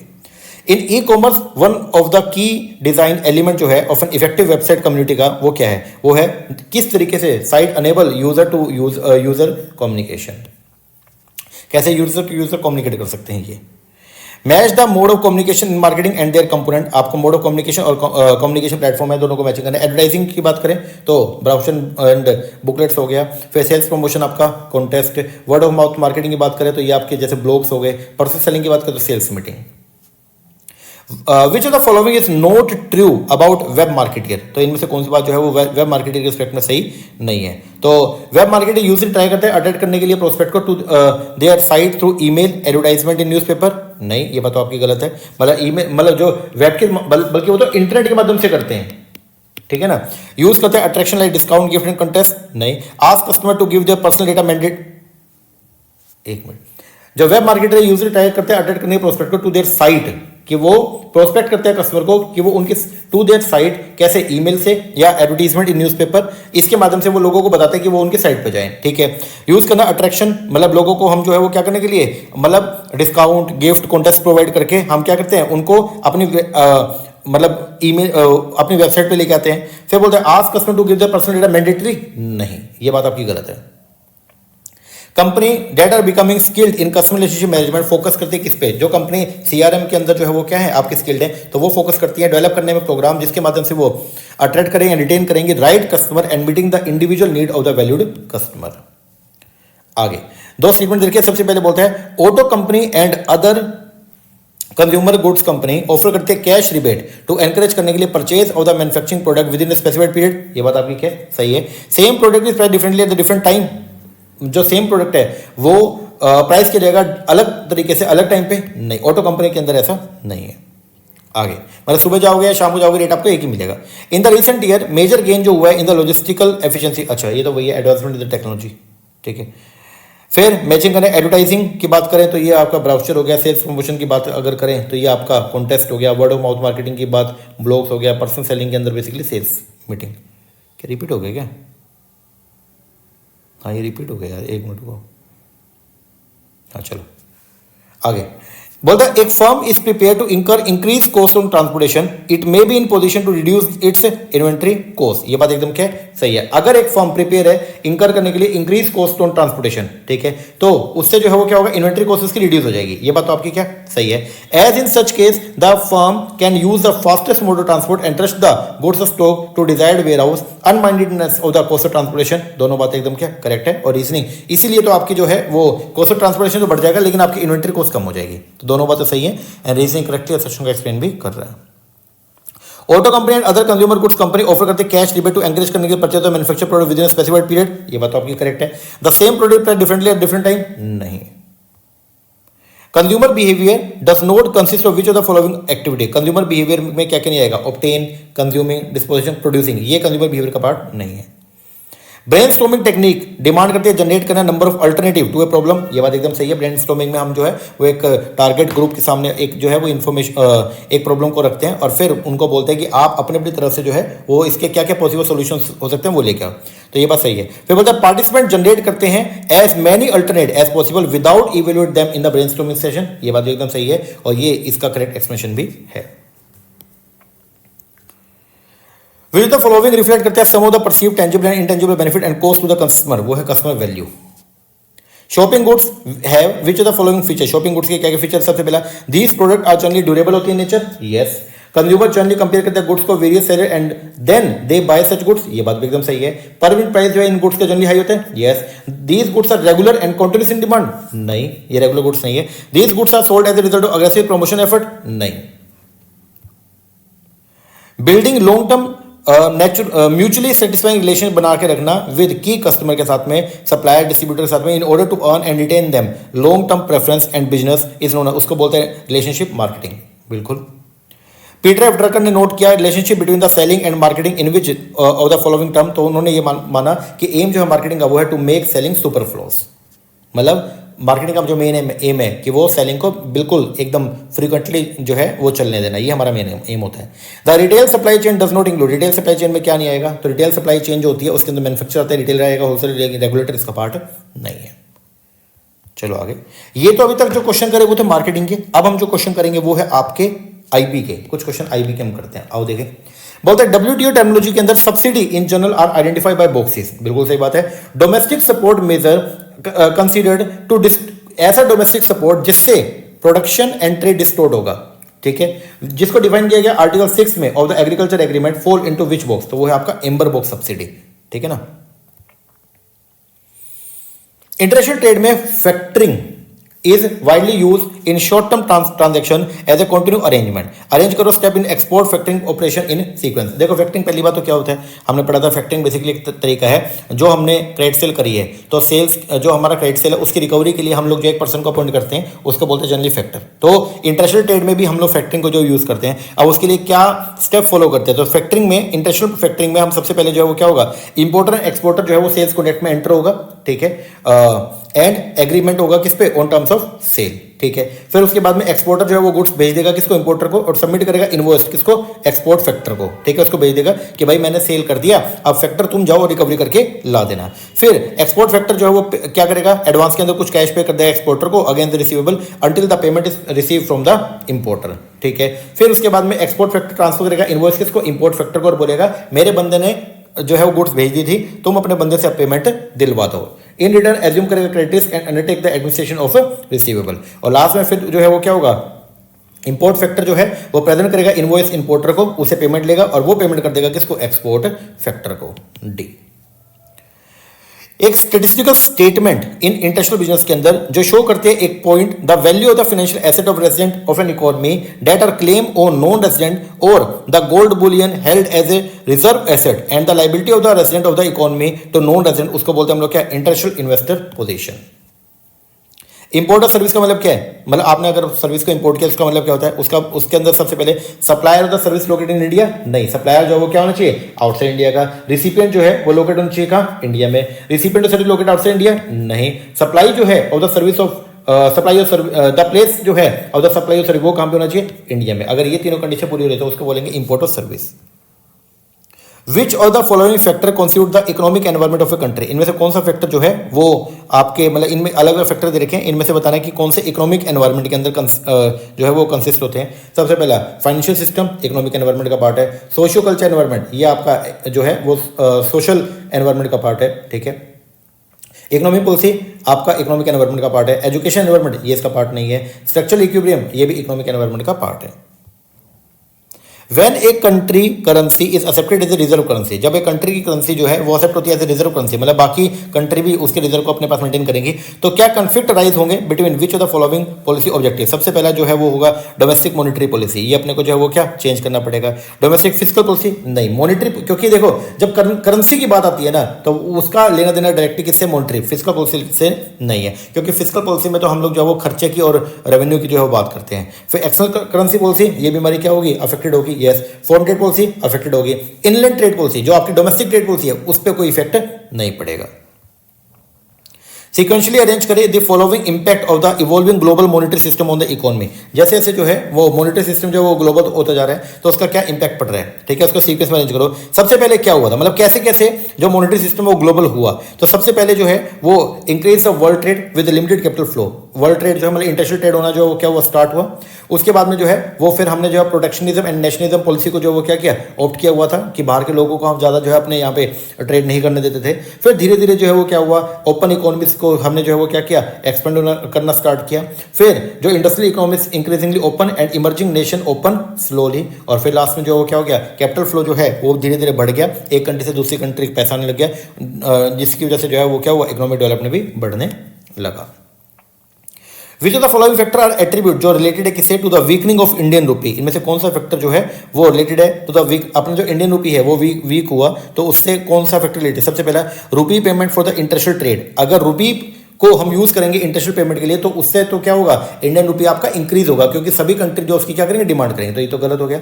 Import के अगर कॉस्ट बढ़ेंगे तो रुपये अपना सस्ता होगा, ट्रेड डेफिसिट बढ़ेगा तो रुपये अपना सस्ता होगा, अगर रुपये वॉस्टो अकाउंट ओपन होगा तो रुपये सस्ता होगा, रुपये UPI payment for overseas transaction, तो इससे तो रुपये बढ़ेगा, वीकर नहीं होगा बल्कि स्ट्रॉन्ग होगा, तो ये गलत हो गया। आंसर आएगा B C D. Which of the following are the reason for substitution between domestic and the MNC goods, इनमें से कौन सा रीजन है किसका, for substitution between the domestic and the MNC goods का। सबसे पहला इंक्रीज नॉलेज, अब जो है वो लोगों को जो है वो फॉरेन प्रोडक्ट के बारे में जो है नॉलेज क्या बढ़ गई है due to international information revolution, तो ये एक फर्क है जिससे डोमेस्टिक एंड एमएनसी गुड्स जो है वो एक दूसरे की सब्स्टिट्यूट हो रही है। No need to conduct the advertising campaign, नहीं ये गलत है। जो ट्रांसपोर्टेशन कॉस्ट है वो धीरे धीरे अब क्या हो गई, कम हो गया, मतलब बाहर से अगर हम जो सामान मंगाए तो उसकी कॉस्ट जो है वो क्या रही है, कम आ रही है, तो इसीलिए हम लोग जो है वो अपने डोमेस्टिक गुड्स के बजाय जो है वो फॉरेन गुड्स को जो है वो प्रेफर करते हैं। रिस्ट्रिक्टेड इंटरनेशनल ट्रैवल, अगर इंटरनेशनल ट्रैवल रिस्ट्रिक्ट हो जाएगा तो उससे जो है वो क्या होगा, सब्सिट्यूट जो है वो खत्म हो जाएगा, मतलब आप बाहर से आप सामान मंगा ही नहीं पाओगे। या टेस्ट कंसिस्टेंट रहेगा ग्लोबल लेवल पे तो भी एक कंट्री से सामान जो है बाहर नहीं जाएगा। नेचर ऑफ बिजनेस एक्टिविटी और एफडी परमिट आपको मैचिंग करना है तो सिंपल से देख लेना एक बार। In which of the following balance of payment account change in the holding of the gold and foreign currency by official monetary institution are accounted for, तो वो होता है किसमें, ऑफिशियल रिजर्व अकाउंट में। एटी केयर ग्लोबलाइजेशन इंडेक्स था, उसके अंदर चार जो है वो आपके चार तरह की इंटीग्रेशन थी और उसके वेरिएबल है मैचिंग करना। इकोनॉमिक इंटीग्रेशन के अंदर जो है वो क्या आएगा, एफडीआई। पर्सनल इंटीग्रेशन के अंदर जो है वो क्या आएगा, international tourism and travel. Technology जो आपका इंटीग्रेशन इसके अंदर आएगा आपका इंट्रोड्यूस, एंड पॉलिटिकल इंटीग्रेशन में आएगा ratification and multilateral treaty. By removing barrier between national market, trading block create competition due to bigger trading area, ये बात एकदम क्या है, सही है। जैसे जैसे आप जो है वो क्या करोगे, बैरियर्स को रिमूव करोगे तो नेशनल मार्केट के बैरियर्स को रिमूव करोगे तो उससे जो ट्रेडिंग ब्लॉक है उससे उसमें क्या होगा, जो कंपटीशन है वो बढ़ेगा और ट्रेडिंग एरिया जो है वो बढ़ जाएगा, ये बात सही है। Increase competition can lead to closure of the local industry and harm the domestic consumption, नहीं ऐसा नहीं है। अगर आपकी लोकल इंडस्ट्री बहुत ही बढ़िया है, ठीक है, और आप इजिली अगर मान लो आपके फॉरेन ब्रांड्स को बीट कर सकते हो तो फिर आपके यहाँ पे जो है जो लोकल इंडस्ट्री है वो क्लोज नहीं होगी, तो ये आपका गलत है। दी डायरेक्टर जो डीजीएफटी है फैसिलिटेट करता है, प्रमोट करता है फॉरेन ट्रेड इन इंडिया और ये इंप्लीमेंट करता है foreign trade policy of India. Which of the following union ministry govern करते हैं डीजीएफटी को, वो है आपका ministry of commerce and industry. The step to be follow by the firm while strategising to go international are as follow, तो सबसे पहले जो है फर्म जो है वो डिसाइड करेगी, पहले तो ये देखेंगे कि हमने बाहर जाना भी है नहीं जाना, फिर डिसाइड करेंगे किस मार्केट में एंटर होना है, फिर डिसाइड करेंगे कब एंटर होना है, फिर डिसाइड करेंगे how to enter the chosen market, और फिर लास्ट में हम लोग जो है वो डिसाइड करेंगे क्या, फिर डिसाइड करेंगे मोड ऑफ एंट्री। कई सारे मोड हैं, ट्रेड रिलेटेड है, इन्वेस्टमेंट है, स्ट्रेटेजिकल है, तो इनमें से किस मोड का सहारा लेना है। जो आपका रीजनल इकोनॉमिक इंटीग्रेशन एक तरीका होता है जिसमें हम अचीव करते हैं economic gain from the free flow of the trade and investment between country, उनमें से एक एसोसिएशन है वो है नाफ्टा। नाफ्टा के अंदर कौन कौन सी कंट्री, अब तो वैसे नाफ्टा का नाम हो गया यूएसएमसी, ठीक है, और नाफ्टा जब था तो उसमें कौन कौन सी कंट्री थी, तो वो थी आपका USA, Canada and Mexico. Which one group of the following country are member of the ASEAN, तो लाओ जो एशियन के अंदर जो है वो क्या 10 मेंबर हैं, ठीक है, लाओ, कंबोडिया, ब्रूनेई, ये तीनों जो है मेंबर है किसके, आपके एशियान के। इन ऑर्डर टू प्रोटेक्ट करने की डोमेस्टिक इंडस्ट्री को trade restriction are often been allowed and justified to counteract which of the following dumping practice, वो आपका प्रीडेटरी। तो अगर प्रीडेटरी डंपिंग हो रही है, बाहर की कंट्री या बाहर की कोई भी कंपनी अगर आपकी कंट्री के अंदर जो है वो प्रीडेटरी डंपिंग कर रहा है तो आप अपनी डोमेस्टिक इंडस्ट्री को प्रोटेक्ट करने के लिए जो उनके ऊपर रिस्ट्रिक्शन लगा सकते हो। एडी केयरनी का जो ग्लोबलाइजेशन इंडेक्स है वो एक कॉम्प्रिहेंसिव फ्रेमवर्क है टू मेजर द ग्लोबलाइजेशन, ये बेस है 12 वेरिएबल पे और जिसको 4 बास्केट में जो है वो हम ग्रुप करते हैं। वो 4 बास्केट क्या है, personal integration, technological, economic and political. International trade theory देखिए और मैचिंग करना है। सबसे पहले फैक्टर एंडोमेंट थ्योरी जो है वो है हेक्सरोलिन का। फिर प्रोडक्ट लाइफ साइकिल थ्योरी जो है ये है आपका रेमंड वर्नन का। एब्सोल्यूट कॉस्ट एडवांटेज थ्योरी की बात करें एडम स्मिथ, और competitive cost advantage theory, competitive advantage theory की बात करें यह माइकल पोर्टर का। द पोटेंशियल बेनिफिट जो है ऑफ एफडीआई का to the host country include which of the following. तो एफडीआई का होस्ट कंट्री को जो बेनिफिट है वो क्या मिलेगा? सबसे पहला असेस, जब बाहर की कोई कंपनी अगर इंडिया में आके काम करेगी तो इंडिया को क्या बेनिफिट है? Superior technology and increase competition हमारे यहाँ पे बढ़ जाएगा। दूसरा जो है वो क्या होगा? एम्प्लॉयमेंट जनरेशन, एम्प्लॉयमेंट जनरेशन ही होगा। इंक्रीज द डोमेस्टिक इन्वेस्टमेंट, जो डोमेस्टिक इन्वेस्टमेंट वो क्या होगी? बढ़ेगी। फिर bridging host country foreign exchange gap, ये बात एकदम क्या है? जो फॉरेन एक्सचेंज का जो गैप है, क्योंकि बाहर से जब कोई कंट्री अगर यहाँ पे आएगी तो वो क्या करेगी? पैसा भी लेके आएगी, तो उससे जो फॉरेन गैप है वो क्या हो जाएगा? जो फॉरेन एक्सचेंज का जो गैप है वो क्या हो जाएगा? खत्म हो जाएगा।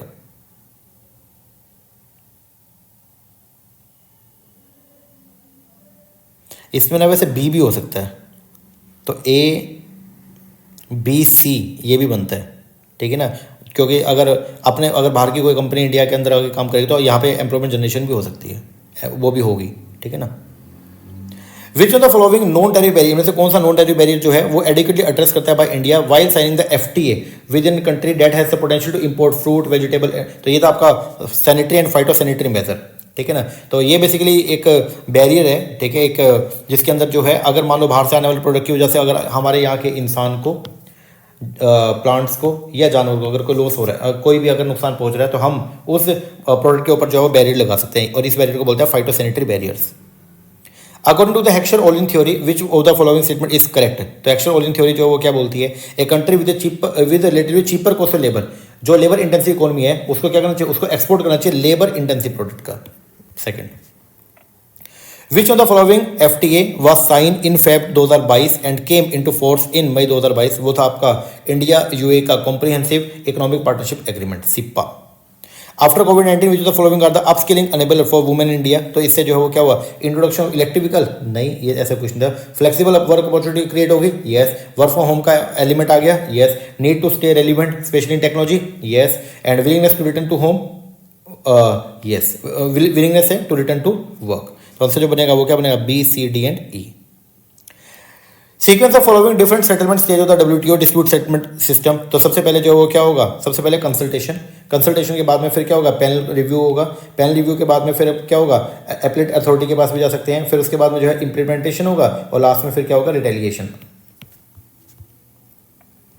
एन इंडियन कंपनी रिसीव करती है इन्वेस्टमेंट फ्रॉम आउटसाइड इंडिया से for issuing share, convertible debenture, preference share under the FDI scheme, should report करेगी detail of the info to the RBI को। What is the time limit? क्या है? तो जिस दिन पैसा मिला उसके 30 दिन के अंदर अंदर अपने को जो है वो क्या करना पड़ेगा? रिपोर्ट करने का, किसको? आरबीआई को। According to Porter diamond which of the following is not a factor of the national competitive advantage. Porter diamond के हिसाब से इनमें से कौन सा फैक्टर नहीं है? किसका? नेशनल कॉम्पिटिटिव एडवांटेज का। तो जो रिलेटिंग सपोर्ट इंडस्ट्री ये भी है, फर्म स्ट्रेटजी लायबिलिटी ये भी है, डिमांड कंडीशन ये भी है, लेकिन बार्गेनिंग पावर ऑफ बायर ये डायमंड मॉडल है, वो अलग है, ठीक है ना। पोर्टर का जो डायमंड मॉडल है ना आईबी के अंदर वो अलग है, और ये जो बार्गेनिंग पावर ऑफ बायर है वो अलग है, वो कॉम्पिटिटिव मॉडल है, ठीक है ना, ध्यान रखना। वहां पे हम ये देखते हैं कि 5 कौन से ऐसे फैक्टर हैं जो बेसिकली हमारे लिए थ्रेट है, ठीक है। Which of the following institution is not A part of the World Bank group. तो वर्ल्ड बैंक ग्रुप के अंदर आईबीआईडी आता है, यस। आईडी आता है, यस। मिका आता है, यस। बीआईएस ये इसका पार्ट नहीं है। तो कौन कौन से? आईबीआरडी है, आईडी है, मिका है, आईएफसी है, और एक है आईसीएसआईटी। रेवेन्यू एक्सपेंडिचर जो है सेंट्रल गवर्नमेंट का, वो उसमें क्या? देखो, रेवेन्यू एक्सपेंडिचर कोई भी एक ऐसा खर्चा जिससे ना तो एसेट क्रिएट होगी और ना ही लाइबिलिटी कम होगी, ठीक है। ना तो लाइबिलिटी कम हो रही है, ना ही एसेट बढ़ रही है, ऐसे खर्चे को बोलते हैं रेवेन्यू एक्सपेंडिचर। वो क्या? Debt relief to the farmer. अगर आप जो है फार्मर को डेट रिलीफ दे दोगे, उनके लोन को माफ कर दोगे, तो क्या कोई एसेट बढ़ी या लाइबिलिटी कम हुई? नहीं, ठीक है। दूसरा, सब्सिडी दे दिया फर्टिलाइजर के लिए, तो ये है। ग्रांट टू स्टेट, स्टेट को कोई ग्रांट दे दिया, ये है। Central plan allocation for the rural development, अगर डेवलपमेंट करोगे तो एसेट बढ़ेगी, तो ये नहीं है। Central plan allocation for the irrigation and food control, तो अगर आप ऐसा मतलब पैसा दोगे इरिगेशन फूड कंट्रोल के लिए, तो इससे भी जो है वो क्या होगा? आपका एसेट जो है क्रिएट होगा। तो आंसर जो बनेगा वो क्या बनेगा? ABC। Name of the theory of industrial trade और डिस्क्रिप्शन दे रखा है। सबसे पहला हेक्सर-ओलिन थ्योरी की अगर बात करते हैं तो हेक्सर-ओलिन थ्योरी जो है वो क्या बोलती है? ये थ्योरी बोलती है कि एक नेशन को क्या करना चाहिए, आप अगर लेबर इंटेंसिव कंट्री है तो आपको लेबर इंटेंसिव गुड्स को जो है प्रोड्यूस करके एक्सपोर्ट करना चाहिए और कैपिटल इंटेंसिव का इंपोर्ट करना चाहिए। तो हेक्सर-ओलिन का बनेगा third. The theory that a nation will export the goods whose production require intensive use of the nation relatively abundant and cheap factor and import goods when production require intensive use of its scarce and in expensive factor. Country similarity theory जो वो क्या बोलती है? ये बोलती है कि जो दो कंट्री के बीच में जो ट्रेड है वो क्या होगा? This theory states that the trade occur between the nation that have similar characteristics such as the economic geography and the culture आपके करेक्टरिस्टिक। मर्केंटिलिज्म जो है वो क्या बोलता है, ये थ्योरी बोलती है कि एक कंट्री जो है वो क्या करेगी, एक कंट्री की वेल्थ का पता चलेगा कि उसके पास में कितने एक्यूमुलेटेड रिजर्व पड़े हैं किसके, मेटल करेंसी के, in terms of gold by encouraging export and discouraging import. और एब्सोल्यूट एडवांटेज थ्योरी क्या बोलती है, एक नेशन की एबिलिटी कि वो दूसरे नेशन से जो है वो गुड्स बढ़िया तरीके से बना सकता है, सस्ता और मतलब चीपर भी और मोस्ट इफेक्टिव भी, तो उसको बोलते हैं absolute advantage theory. Thousands of the small firm in the developing country have closed their shutter because of the competition from the large MNC। ये वजह क्या सही है, MNC प्ले करते हैं important role in the development of the poor country by transfer करती हैं उनको टेक्नोलॉजी, इंट्रोड्यूस करती है better management practice and help करती है इंप्रूविंग प्रोडक्टिविटी। ये बात भी क्या सही है। बोलता है arrange the procedure follow for disbursement of the export credit in the sequence from the first to the last. तो सबसे पहले जो क्या होगा, सबमिट करेंगे एविडेंस फॉर द एक्सपोर्ट। हम ये बोलेंगे भाई हमने जो वो क्या किया है, एक्सपोर्ट किया है, अपने डॉक्यूमेंट सबमिट करेंगे। फिर हम क्या करेंगे, बैंक यहाँ पे कैलकुलेट करेगा amount of packing credit to the granted, ठीक है। फिर उसके बाद में जो है वो क्या होगा, बैंक रिलीज करेगा, अपने को पैसा दे देगा, ठीक है, debiting to the packing credit amount and credit to the exporter account. फिर बैंक जो है वो क्या करेगा, फिर एक्सपोर्टर यहाँ पे जो है वो क्या would be required to send the goods through approved transport and forwarding agency। और फिर लास्ट में जो है वो क्या होगा, exporter is required to take adequate insurance। Tariff दे रखा है, मैचिंग करना है। टैरिफिकेशन क्या होता है, जिसमें हम नॉन टैरिफ बैरियर को जो कन्वर्ट करते हैं टैरिफ बैरियर में, तो replacement of the existing non tariff restriction, उसको बोलते हैं टैरिफिकेशन।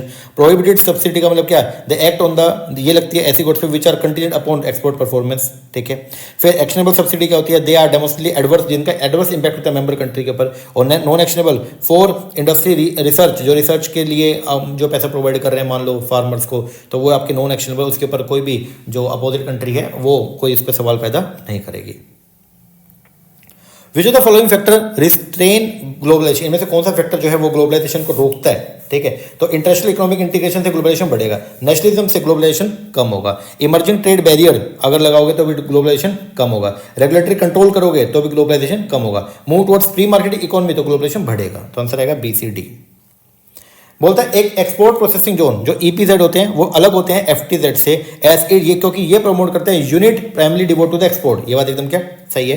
फिर बोलता है गुड्स जो इंपोर्ट की जाती है to the free trade zone में may be re export without any processing in the same form, but जो गुड्स एक्सपोर्ट की जाती है by unit by the EPZ are expected to have undergone some value addition. बिल्कुल सही है। तो इसीलिए दोनों में जो है वो क्या है, फर्क है। आपका जो EPZ जो है वो आपका FTZ से क्या अलग है। तो दोनों बातें सही है और रीजनिंग करेक्टिव असर्शन को एक्सप्लेन भी कर रहा है।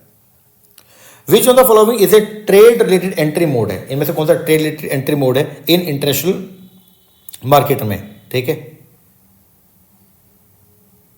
ट्रेड रिलेटेड एंट्री मोड में management contract, international licensing, international leasing और पोर्टफोलियो इन्वेस्टमेंट कोई भी नहीं है। आंसर आएगा नन, क्योंकि ये मैनेजमेंट कॉन्ट्रैक्ट हो गया, लाइसेंसिंग हो गया, लीजिंग हो गया, ये सब आपके जो है वो क्या है, ये ट्रेड रिलेटेड नहीं है, ये आपके कॉन्ट्रैक्ट रिलेटेड मोड है, ठीक है। और जो पोर्टफोलियो है ये तो आपका फिर इन्वेस्टमेंट मोड हो गया, ठीक है। इंटरनेशनल ट्रेड थ्योरी और प्रोपाउंडर दे रखे, मैचिंग करना है आपको यहाँ पे। एब्सोल्यूट एडवांटेज थ्योरी जो है वो दिया किसने, एडम स्मिथ ने।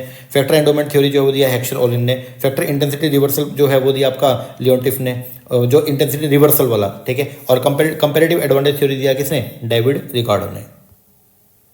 Arrange the following negotiation round of the World Trade Organisation in reverse chronological order, ठीक है। रिवर्स बताना है तो सबसे जो लेटेस्ट है वो पहले आ जाएगा, ठीक है। वो हुआ दोहा राउंड, फिर उसके बाद में आपका उरुगे, फिर उसके बाद में आपका कैनेडी, फिर उसके बाद में जो है वो एक आपका जेनेवा, और फिर आपका जो है वो कौन सा, फिर आपका टोक्यो और फिर जेनेवा। उल्टा बताना था। सीक्वेंशियल अरेंज करें the following theme related to the globalisation of the Indian business since independence, कि अपना जो इंडियन बिजनेस है वो कैसे कैसे ग्लोबलाइज हुआ वो आपको जो है वो बताना है। तो सबसे पहले गवर्नमेंट जो है वो क्या करती थी, गवर्नमेंट का मेन जो है वो इन्वेस्टमेंट होता था किसमें, लार्ज पब्लिक सेक्टर यूनिट में, in the steel, chemical and power, ठीक है।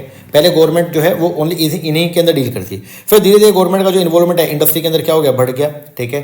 Government increase government involvement in the industry with sustainable focus on the import substitution. फिर गवर्नमेंट को बाद में जो है वो रियलाइज हुआ कि यार ये तो हमने गलत कर दिया। फिर गवर्नमेंट धीरे धीरे जो है एक्सटर्नल ट्रेड के लिए एंटी लाइसेंसिंग जो है वो करना शुरू कर दिया, ठीक है। फिर उसके बाद में जो है गवर्नमेंट ने क्या किया, एफडीआई जो अलाउ किया in various sector open along with slashing of the custom duty को धीरे धीरे रिड्यूस किया। और फिर गवर्नमेंट ने जो क्या कि Indian business become competitive and start to reap reward of various phase of the development learning. तो गवर्नमेंट का रोल अब क्या हो गया, खत्म हो गया है, मतलब गवर्नमेंट ओनली फैसिलिटेटर की भूमिका निभा रही है। आपको यहाँ पे जो है वो मैच करना है, टाइप ऑफ एग्रीमेंट है और मैच करना। नामा एग्रीमेंट जो है वो क्या, नॉन एग्रीकल्चर मैन्युफैक्चर, ठीक है ना। तो नामा जो है वो है आपका, it include the industrial goods, textile, jewellery, fishery product and the, जो एग्रीकल्चर प्रोडक्ट में नहीं आएगा, ठीक है। गेट की बात करें तो ये इस गेट के अंदर general agreement on tariff and trade, तो ये इसमें हम क्या किया, लिबरलाइजेशन किया trade in goods and service की, इसकी बात किया गया। ट्रिप्स की बात करें, trade related investment method, investment के अंदर हमने जो है वो क्या किया, हमने यहाँ पे लिबरलाइजेशन किया किसको, इंटरनेशनल इन्वेस्टमेंट को। और ट्रिप्स की बात करें तो trade related intellectual property rights, तो यहाँ पे हमने provide monopoly power to the owner of the intellectual property. According to FEMA foreign exchange does not include, FEMA के अंदर फॉरेन एक्सचेंज में क्या नहीं आएगा, तो फॉरेन एक्सचेंज में कोई भी ऐसा चीज नहीं आएगी, कोई भी ड्राफ्ट जो ड्रॉ किया by bank outside India and payable भी फॉरेन करेंसी में है। अगर बैंक आउटसाइड इंडिया लेकिन वो पेबल अगर इंडियन करेंसी में है तो फिर वो फॉरेन एक्सचेंज का पार्ट है। Which is the most appropriate mode of entry in international business to an enterprise with little experience of the international market, वो है आपका एक्सपोर्टिंग। सबसे मेन तो वही, मतलब सबसे पहले शुरुआत वहीं से होती है। एक्शन ओनली थ्योरी जो है वो फैक्टर एंडोमेंट से सजेस्ट करता है the following type of relationship, क्या बोलता है, लैंड लेबर रिलेशनशिप होता है, ठीक है। प्रोडक्शन मार्केटिंग है, लैंड लेबर है, ठीक है, लेबर कैपिटल है and technological complexity. Arrange the following step in the process of concluding an export deal, जब हम एक्सपोर्ट करेंगे तो सबसे पहले क्या होगा, आइडेंटिफाई करेंगे एक्सपोर्ट इंपोर्टर को और उसके साथ नेगोशिएट करेंगे, कर लिया। उसके बाद में कंफर्म करेंगे अपने डील को, कर लिया। डील कंफर्म होने के बाद में अब हम जो है वो हमको क्या मिलेगा, एक्सपोर्ट का ऑर्डर मिलेगा, उसको हम रिसीव करेंगे। फिर उसके बाद में हम लोग जो वो क्या करेंगे, एग्जामिन करेंगे thoroughly and ask for the amendment, जो भी ऑर्डर है उसमें अगर चेंज करना है, और फिर रिसीव करेंगे letter of credit. Quota that are quantitative restriction, quota जो है वो क्या होता है, क्वांटिटेटिव रिस्ट्रिक्शंस होती हैं ऑन द एक्सपोर्ट इंपोर्ट, जो किया जाता है प्रोटेक्ट करने के लिए लोकल इंडस्ट्री को and conserving foreign exchange, include which of the following. तो उसके अंदर क्या क्या चीज़ें आती हैं, तो उसके अंदर बेसिकली जो है वो क्या, सिंगल स्टेज कोटा ये नहीं आएगा, एब्सोल्यूट कोटा हो गया, टैरिफ कोटा हो गया, वैल्यूएडेड कोटा नहीं, वॉलंटरी कोटा, ये तीनों जो इसका पार्ट है। In which one the following mode of entry into the foreign market risk and profit potential are the highest, तो वो है आपका एफडीआई। तो यहाँ पे एफडीआई में रिस्क भी बहुत हाई होता है लेकिन प्रॉफिट जो पोटेंशियल है वो बहुत हाई होता है। सीक्वेंस करें the following in increasing order of integration of the member economy, ठीक है। तो सबसे पहले जो है वो क्या होगा, पीटीए होगा, पीटीए के बाद में जो है वो क्या आएगा, एफटीए, एफटीए के बाद जो है वो क्या आएगा, कस्टम यूनियन, फिर आएगी आपकी कॉमन मार्केट, और फिर जो है आपका जो है वो क्या आएगा, आपका इकोनॉमिक यूनियन, और इसके बाद जो है वो क्या, इकोनॉमिक यूनियन के बाद क्या, पॉलिटिकल यूनियन आता है। Which of the following institution are include in the World Bank group, तो वर्ल्ड बैंक ग्रुप के अंदर जो है वो क्या क्या आएगा, आईएफसी आता है, यस, आईएमएफ आता है क्या, नहीं, डब्ल्यूटीओ आता है क्या, नहीं, मेगा आएगा, yes, international development association ID आएगा, yes.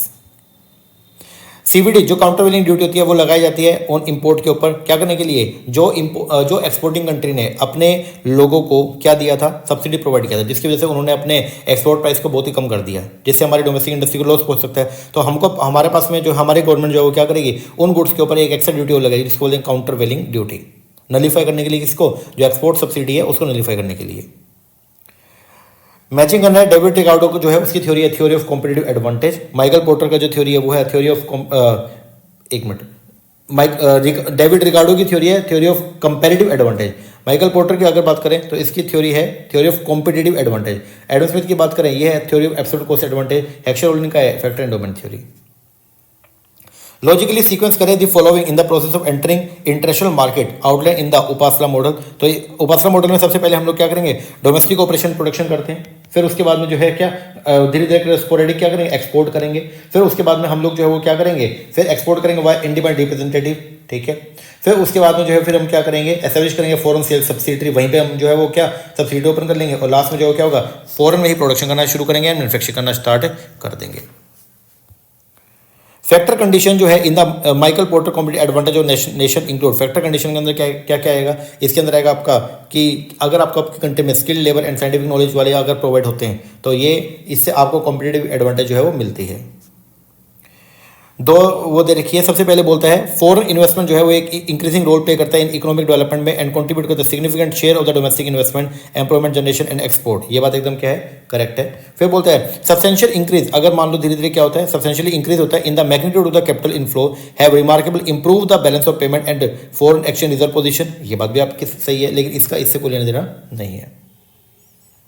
Identify the principle of the trade policy framework from the following under the WTO। तो क्या क्या प्रिंसिपल है, रेसिप्रोसिटी एंड ट्रांसपेरेंट, ये एक प्रिंसिपल है। बेनिफिक्टरी ये नहीं है। नॉन डिस्क्रिमिनेटरी ये प्रिंसिपल है। बाइंडिंग और एनफोर्सेबल कमिटमेंट ये प्रिंसिपल है। प्रोटेक्टिव होना चाहिए नहीं। Which of the following entity has recently been negotiate to replace the NAFTA. तो नाफ्टा की जगह जो है अब कौन सी जो है वो ट्रेड बॉडी बन गई है, वो है आपका USMCA। आगे FDA जो है in Indian manufacturing has largely been, वो इंडिया FDA जो आ रही है अपने इंडिया के अंदर, ठीक है, वो क्या आ रही है, वो बेसिकली मार्केट सीकिंग FDI है। मैचिंग करना है। IFC जो है वो कब बना, तो IFC की बात करें तो ये बना 1956 के अंदर, ठीक है। फिर IDA जो बना 1960 के अंदर। फिर जो विपो है वर्ल्ड इंटेलेक्चुअल प्रॉपर्टी ऑर्गेनाइजेशन, ये बना 1967 में। और जो आपका IBRD है वो कब आया, 1944 में। ओकेशनल सेल करना of a commodity at a lower price पे abroad in order to unload करने के लिए an unforeseen and temporary surplus of the commodity without reducing the domestic price, उसको बोलते हैं स्पोरेडिक डंपिंग। द थ्योरी जो explain करते हैं effect of the devaluation on the balance of trade, उसको बोलते हैं J कर्व। फिर मैचिंग करना आपको, ब्रिटन वुड्स कॉन्फ्रेंस जो है वो हुआ 1944 में। गैट जो है एस्टेब्लिश हुआ कब, 1948 में। MFA मल्टी फाइबर एग्रीमेंट किया गया 1974 और WTO ने रिप्लेस किया गैट को 1995 में, 1 जनवरी 1995 को। Bretton Woods resolution led to formation, Bretton Woods resolution से जो है इसको 2 ट्विंस ने जन्म लिया था, एक था IMF और एक था IBRD। The resource seeking FDI move to country, resource seeking में जो है FDI वो मूव करती है ऐसी कंट्री में जहां पे रॉ मेटेरियल और मैन पावर जो है वो क्या अबंडेंस अमाउंट में अवेलेबल है। तो हम बेसिकली रिसोर्स चाहते हैं वहां से। Arrange the following level of economic integration from least integrate to the most integrate. तो सबसे लीस्ट इंटीग्रेशन जो है वो कहाँ पे होती है, वो होती है आपका FTA। FTA के बाद में जो है फिर क्या होगा, कस्टम यूनियन, फिर आएगी आपकी कॉमन मार्केट, फिर आएगा आपका इकोनॉमिक यूनियन और फिर आएगा आपका political union. The mode of joint venture in international business, जो अलाउ करते हैं कंपनी को कि वो कंडक्ट करेगी business in another country whose law discourage foreign ownership, उसको बोलते हैं हम लोग क्या, लाइसेंसिंग।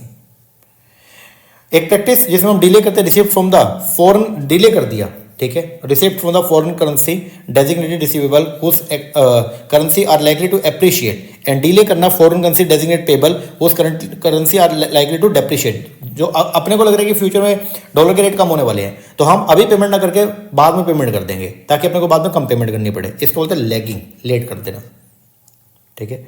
एक international firm is the one which जो क्या करती है, कंट्रोल करते हैं एंड ऑपरेट करती है production facility in multiple country. स्वच्छ भारत अभियान जो है एग्जाम्पल है किसका, सोशल मार्केटिंग का। Which the following policy has lost its sheen consequent to the implemented GST law in India, तो वो आपका फिस्कल पॉलिसी।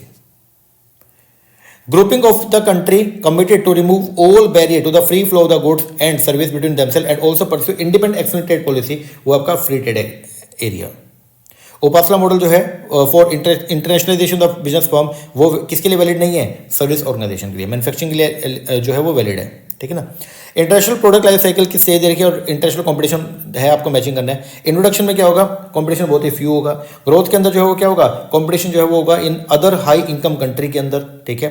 मैच्योरिटी के अंदर जो है वो क्या होगा, company from the high income country increase करेंगे export to the innovating country में। और डिक्लाइन में क्या होगा, competitor from the other high income country में begin production in the developing economy. TRIMS और जो ट्रिप्स है ये प्रोविजन जो है वो फैसिलिटेट करते हैं, प्रमोट करते हैं किसको, FDI को। ये बात एकदम क्या करेक्ट है। ट्रिम्स एंड ट्रिप प्रोविजन जो है वो रिमूव करता है रिस्ट्रिक्शन एंड एड्रेस करते हैं कैपिटल फ्लो सेंसिटिव, दोनों बात एकदम क्या करेक्ट है। और इसकी वजह से जो है वो क्या होगा, ये FDI आपका प्रमोट होगा। तो दोनों बातें सही है और रीजनिंग करेक्टली एसोसिएशन एक्सप्लेन भी कर रहा है। When foreign currency asset and liability match in terms of the amount of exposure and timing of maturity, तो वो उसको बोलते हैं नेचुरल हेजिंग। EPRG फ्रेमवर्क जो है इन इंटरनेशनल बिजनेस, इसका मतलब क्या है, E से एथनोसेंट्रिक, P से पॉलीसेंट्रिक, R से रीजियोसेंट्रिक और G से जियोसेंट्रिक। लियोन्टिफ प्रोडक्शन फंक्शन में L जो है इस L का मतलब जो है वो क्या, binding constraint in the production process. Which of the following are the possible negative impact of the FDI on the domestic firm in host country? तो नेगेटिव इंपैक्ट जो है वो क्या होगा, वो एक तो मार्केट मोनोपोली उनकी क्रिएट हो सकती है, दूसरा हम उनकी टेक्नोलॉजी के ऊपर डिपेंड हो जाएंगे, कंपटीशन बढ़ जाएगा और प्रॉफिट जो है यहाँ से बाहर जाना शुरू हो जाएगा। ऑथर दे रखे हैं, मैचिंग करना है। स्टीफन लिंडर ने जो है वो क्या दिया था, country similarity theory. Vernon Raymond ने जो है वो दिया था आपका interested product life cycle theory. Heckscher Ohlin का है फैक्टर एंडोमेंट थ्योरी, और जो एडम स्मिथ है वो एब्सोल्यूट एडवांटेज थ्योरी। अब हम पढ़ेंगे बैंकिंग के क्वेश्चन को। कुछ क्वेश्चन आइए देखते हैं बैंकिंग के। बोलते which of the following is value added service, इनमें कौन से वैल्यू एडेड सर्विस है किसका, एक्सिम बैंक का। ठीक है, तो एक्सिम बैंक क्या, देखो बैंक लाइन ऑफ क्रेडिट ये तो उसका नॉर्मल फंक्शन है। ठीक है, प्री शिपमेंट क्रेडिट ये भी फंक्शन है, मतलब उधार देने तो फंक्शन है, लेकिन एक्सपोर्ट मार्केटिंग सर्विस ये उसका एक वैल्यू एडिट जो है वो एडिट सर्विस ये प्रोवाइड कर रहा है, मतलब वैल्यू एडिशन है ये बेसिकली। ठीक है, arrange the following financial institution in the increasing order of the date of establishment. ठीक है, तो सबसे पहले जो है वो बना था ईसीजीसी। ठीक है, उसके बाद में जो है ईसीजीसी के बाद में जो है वो बना यूटीआई 1963 के अंदर। ठीक है, उसके बाद में जो है फिर आपका बना एक्सिम बैंक। ठीक है, एक्सिम के बाद में आपका ये 81 में, फिर ये 82 के अंदर आया नाबार्ड, और उसके बाद में सिडबी बना 1990। आगे, in which one of the following ratio the जो शेयर कैपिटल थी आरआरबी की is prescribe for the central government, CG state government and sponsor bank. तो सेंट्रल गवर्नमेंट जो है वो तो देगी 50% पैसा, जो स्टेट गवर्नमेंट है वो देगी 15%, और जो रिस्पेक्टिव बैंक है, ठीक है, जो भी स्पॉन्सर बैंक जैसे पीएनबी हो गया, एसबीआई हो गया, ये अपना लगाएंगे 35%। इंस्टीट्यूशन है, डेट ऑफ एस्टेब्लिशमेंट है, नेशनल हाउसिंग बैंक जो है ये बना कब 1988 में, जो आपका आईडीबीआई है 1964 के अंदर, small industrial development bank of India जो है ये बना कब आपका, मतलब सिडबी बना 1990, और आईएफसीआई बना, यह इंडिया का फर्स्ट डीएफआई था, डेवलपमेंट फाइनेंशियल इंस्टीट्यूशन, ये बना 1948 में। Which of the following are primary function of commercial bank, इनमें से कौन सा प्राइमरी फंक्शन है किसका, कमर्शियल बैंक का। तो कमर्शियल बैंक का प्राइमरी फंक्शन में आएगा एक्सेप्ट करना डिपॉजिट। ठीक है, एजेंसी सर्विस सेकेंडरी फंक्शन है, डिस्काउंटिंग बिल ये आपका प्राइमरी फंक्शन है क्योंकि आप पैसा प्रोवाइड कर रहे हो इससे भी, फाइनेंसिंग द फॉरेन ट्रेड ये भी प्राइमरी फंक्शन है, general utility service secondary function है। Which of the following are the instrument of the qualitative credit control method in India as monetary policy. ठीक है, तो कौन से क्वालिटेटिव क्रेडिट कंट्रोल मेथड है, क्वालिटेटिव, तो सीआरआर ये तो आपका क्वांटिटेटिव है। ठीक है, ये तो गलत हो गया। कंज्यूमर क्रेडिट रेगुलेशन ये आपका क्वालिटेटिव है, ऑल्टर करना मार्जिन रिक्वायरमेंट ये भी क्वालिटेटिव है, एसएलआर क्वांटिटेटिव है, differential rate of interest qualitative है। नरसिम्हा कमेटी 1981 ने रिकमेंड किया कि reform with respect to banking sector, these reform are also, इसको हम क्या बोलते हैं, फर्स्ट जनरेशन रिफॉर्म भी बोलते हैं, और जो 1998 में किया वो सेकंड जनरेशन थे। Arrange the following bank in the increasing order of their year of establishment. ठीक है, सबसे पहले आपका इंपीरियल बैंक ऑफ इंडिया 1921 में, फिर उसके बाद में जो है फिर आपका आरबीआई बना 1935 में, फिर उसके बाद में एसबीआई बना 1955 में, फिर उसके बाद में जो है वो आपका आरआरबी बने 1975 के अंदर शुरुआत हुई थी, और फिर आपका स्मॉल फाइनेंस बैंक। आरबीआई ने परमिट किया the issue of general commercial paper within the framework of its guideline. Which one the following committee recommend, किस कमेटी ने जो है ये गाइडलाइंस रिकमेंड की थी, वागल कमेटी। द ऑर्डिनरी जो टी बिल होते हैं that are marketable and have a secondary market are issue to the public and financial institution, ये बात एकदम क्या है, सही है। जो एडॉक टी बिल होते हैं ये इशू किया जाएगा only in favour of the RBI which is authorise to issue currency notes against them, ये बात भी एकदम क्या करेक्ट है। Which one of the following digital payment system is developed and managed by the NPCI, वो है रूपे, इसको NPCI जो national payment corporation of India वो उसको मैनेज करता है। Which one of the following instrument is often used to protect the value of the foreign currency denominated transaction, वो है आपका hedge। hedge से आप लोग जो क्या कर सकते हो, प्रोटेक्ट कर सकते हो value of the foreign currency denominated transaction को, फॉरवर्ड hedge का यूज करके। मैचिंग करना है, कूपन रेट जो है वो क्या होता है, जो एनुअल कूपन, ये annual interest rate divided by the face value of the bond, इसको होता है कूपन रेट। वाईटीएम जो है वो क्या, the interest rate required in the market on A trend. ठीक है, जो मार्केट प्राइस के ऊपर आप रेट निकालते हैं। इंटरेस्ट रेट रिस्क की बात करें तो ये क्या होता है, इट जनरेट एंड ओरिजिनेट होता है from the fluctuating the interest rate की वजह से, जो इंटरेस्ट रेट आपका फ्लक्चुएट होता है उसकी वजह से इंटरेस्ट रेट रिस्क राइज होता है। और करंट यील्ड का मतलब जो है वो क्या होता है, it is obtained by dividing the annual coupon rate by किसे, बॉन्ड का प्राइस, जो एक्चुअल जो करंट मार्केट प्राइस है उससे अगर डिवाइड करेंगे तो ये आएगा आपका current yield. Which of the following committee suggest the establishment of the NBFC, इसमें किसने बोला कि एनबीएफसी रेगुलेटरी फ्रेमवर्क होना चाहिए, वो था Shah committee. Which of the following are the function of the RBI, इनमें से कौन सा आरबीआई के फंक्शन है, सबसे पहले इशू करना, इशू बैंक, ये बैंक ऑफ इशू है, बिल्कुल है, मतलब करेंसी नोट इशू करने का काम करता है। बैंकर्स बैंक है and land of last resort है, यस। क्या ये रेगुलेटर है फिस्कल पॉलिसी का, नहीं, ये रेगुलेटर है मॉनेटरी पॉलिसी का। ये कंट्रोल ऑफ क्रेडिट है, यस। ये कस्टोडियन फॉरेन एक्सचेंज रिजर्व का, yes. Which of the following are the objective of the IMPS, IMPS के ऑब्जेक्टिव जो है क्या क्या है, सबसे पहला ये एनेबल करता है बैंक क्लाइंट को कि वो यूज करें mobile instrument as a channel for accessing their bank account and remit the fund, ये बात सही है। फिर जो IMPS है दूसरा, ये क्या करता है, बिल्ड करता है foundation for a full range of the mobile based banking service, सही। ये सब सर्व करता है goal of the RBI in the digital payment, yes.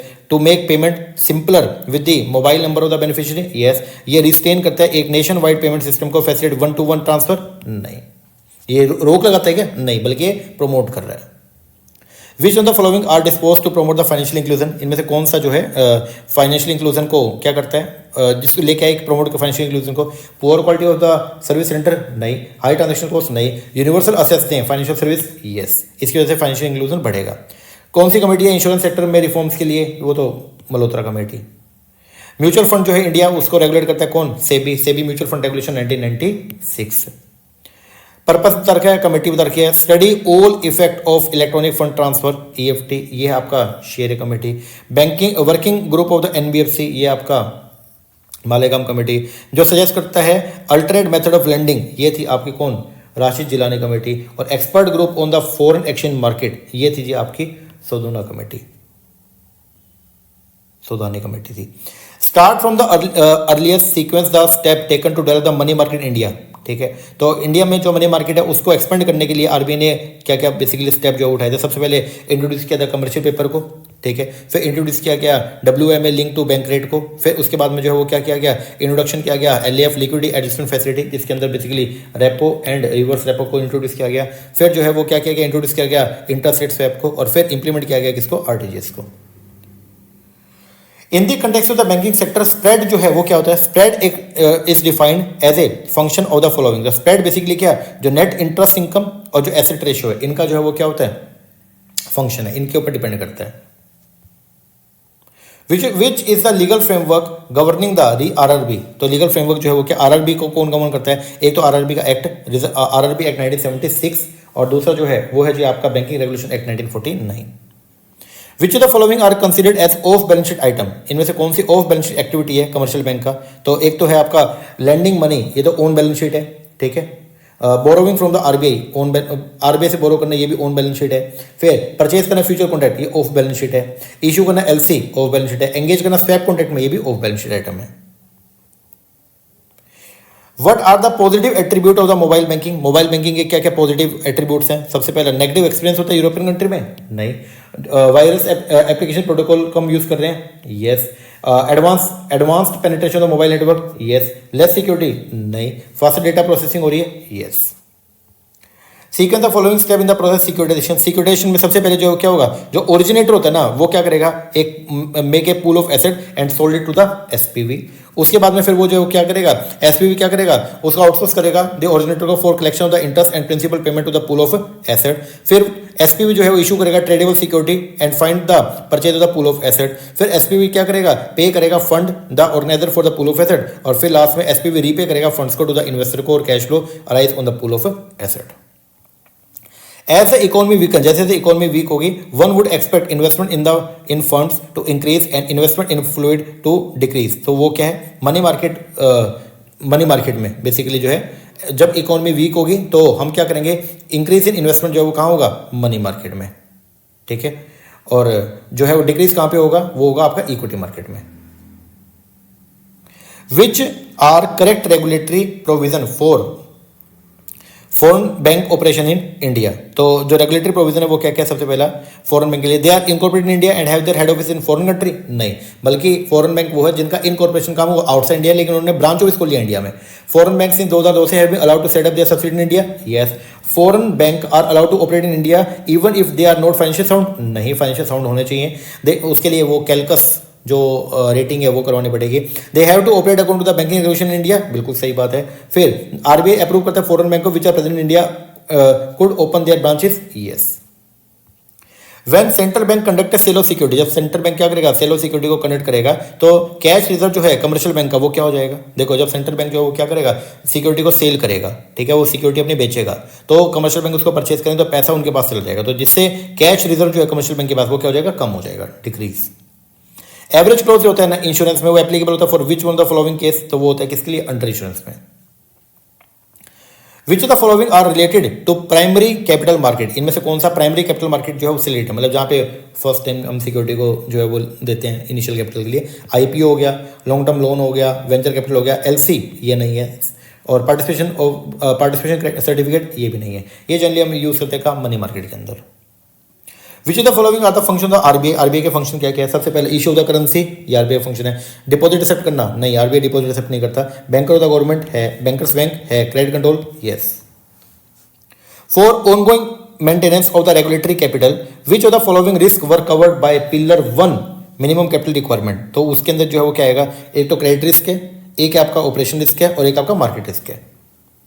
Which is the following are the advantage of mobile banking, mobile banking का advantage जो वो क्या? सबसे पहला मोबाइल बैंकिंग का एडवांटेज, ये इनसिक्योर है, नहीं। फ्रॉड रिड्यूस हो रहे हैं अब इससे, यस। टाइम सेव हो रहा है, यस। सेपरेट इंटरनेट रिक्वायर्ड है, क्या मोबाइल बैंकिंग के लिए अलग से कोई इंटरनेट सेपरेट इंटरनेट की रिक्वायरमेंट है? जो नॉर्मल इंटरनेट है उसी का आप यूज कर सकते हैं, ठीक है, ये गलत हो गया। एंड इंक्रीज एफिशिएंसी बढ़ रही है, यस। उसके बाद है जी आपका monetary policy on its own can not influence economic growth but can only support it by creating the conjugate factor, ये बात एकदम सही है। अकेली मॉनेटरी पॉलिसी से जो है वो इकोनॉमिक ग्रोथ नहीं हो सकती, ये बात सही है, क्योंकि उसके लिए फिस्कल पॉलिसी की जरूरत है, लेकिन मॉनेटरी पॉलिसी हेल्प करती है।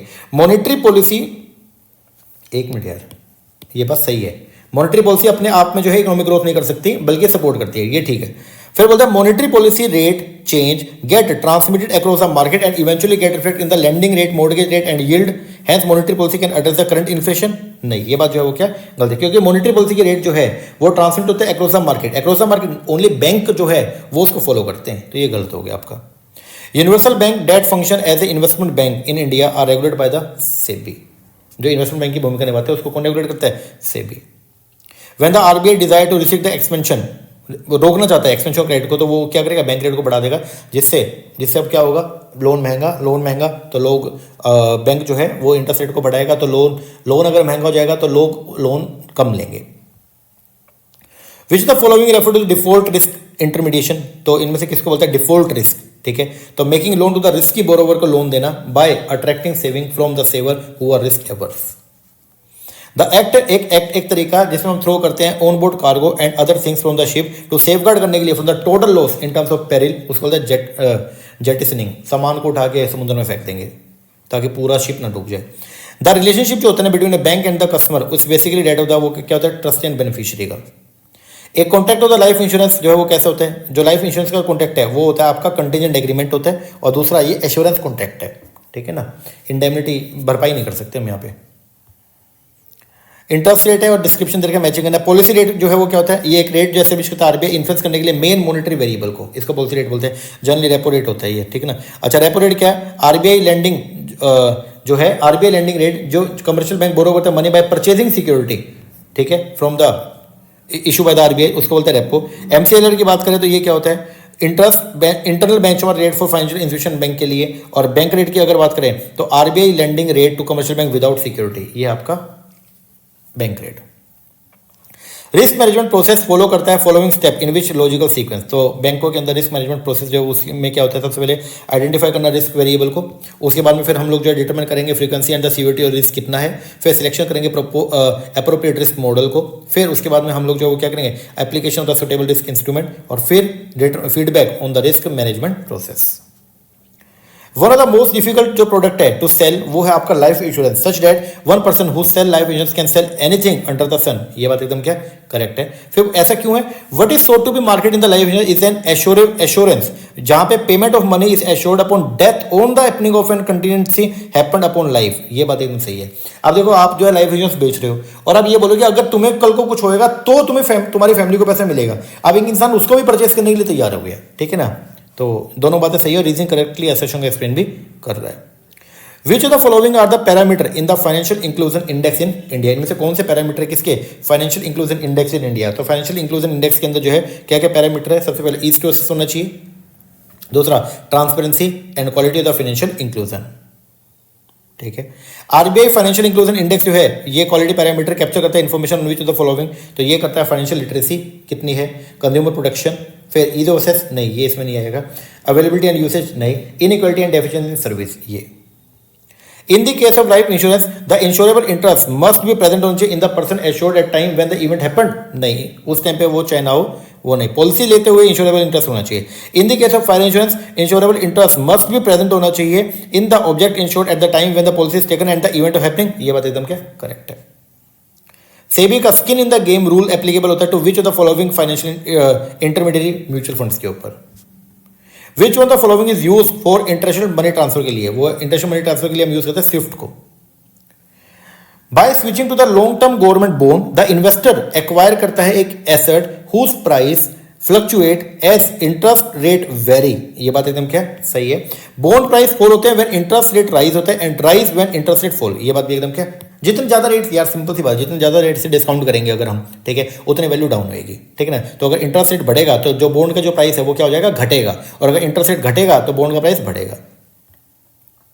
Banker sell off a mortgage portfolio up a mortgage pass through certificate. ये एग्जांपल है किसका, सिक्योरिटाइजेशन का। पीटीसी इशू करते हैं। The bank where in a majority of depositor are non resident, उसको बोलते हैं हम लोग क्या, ऑफशोर बैंकिंग।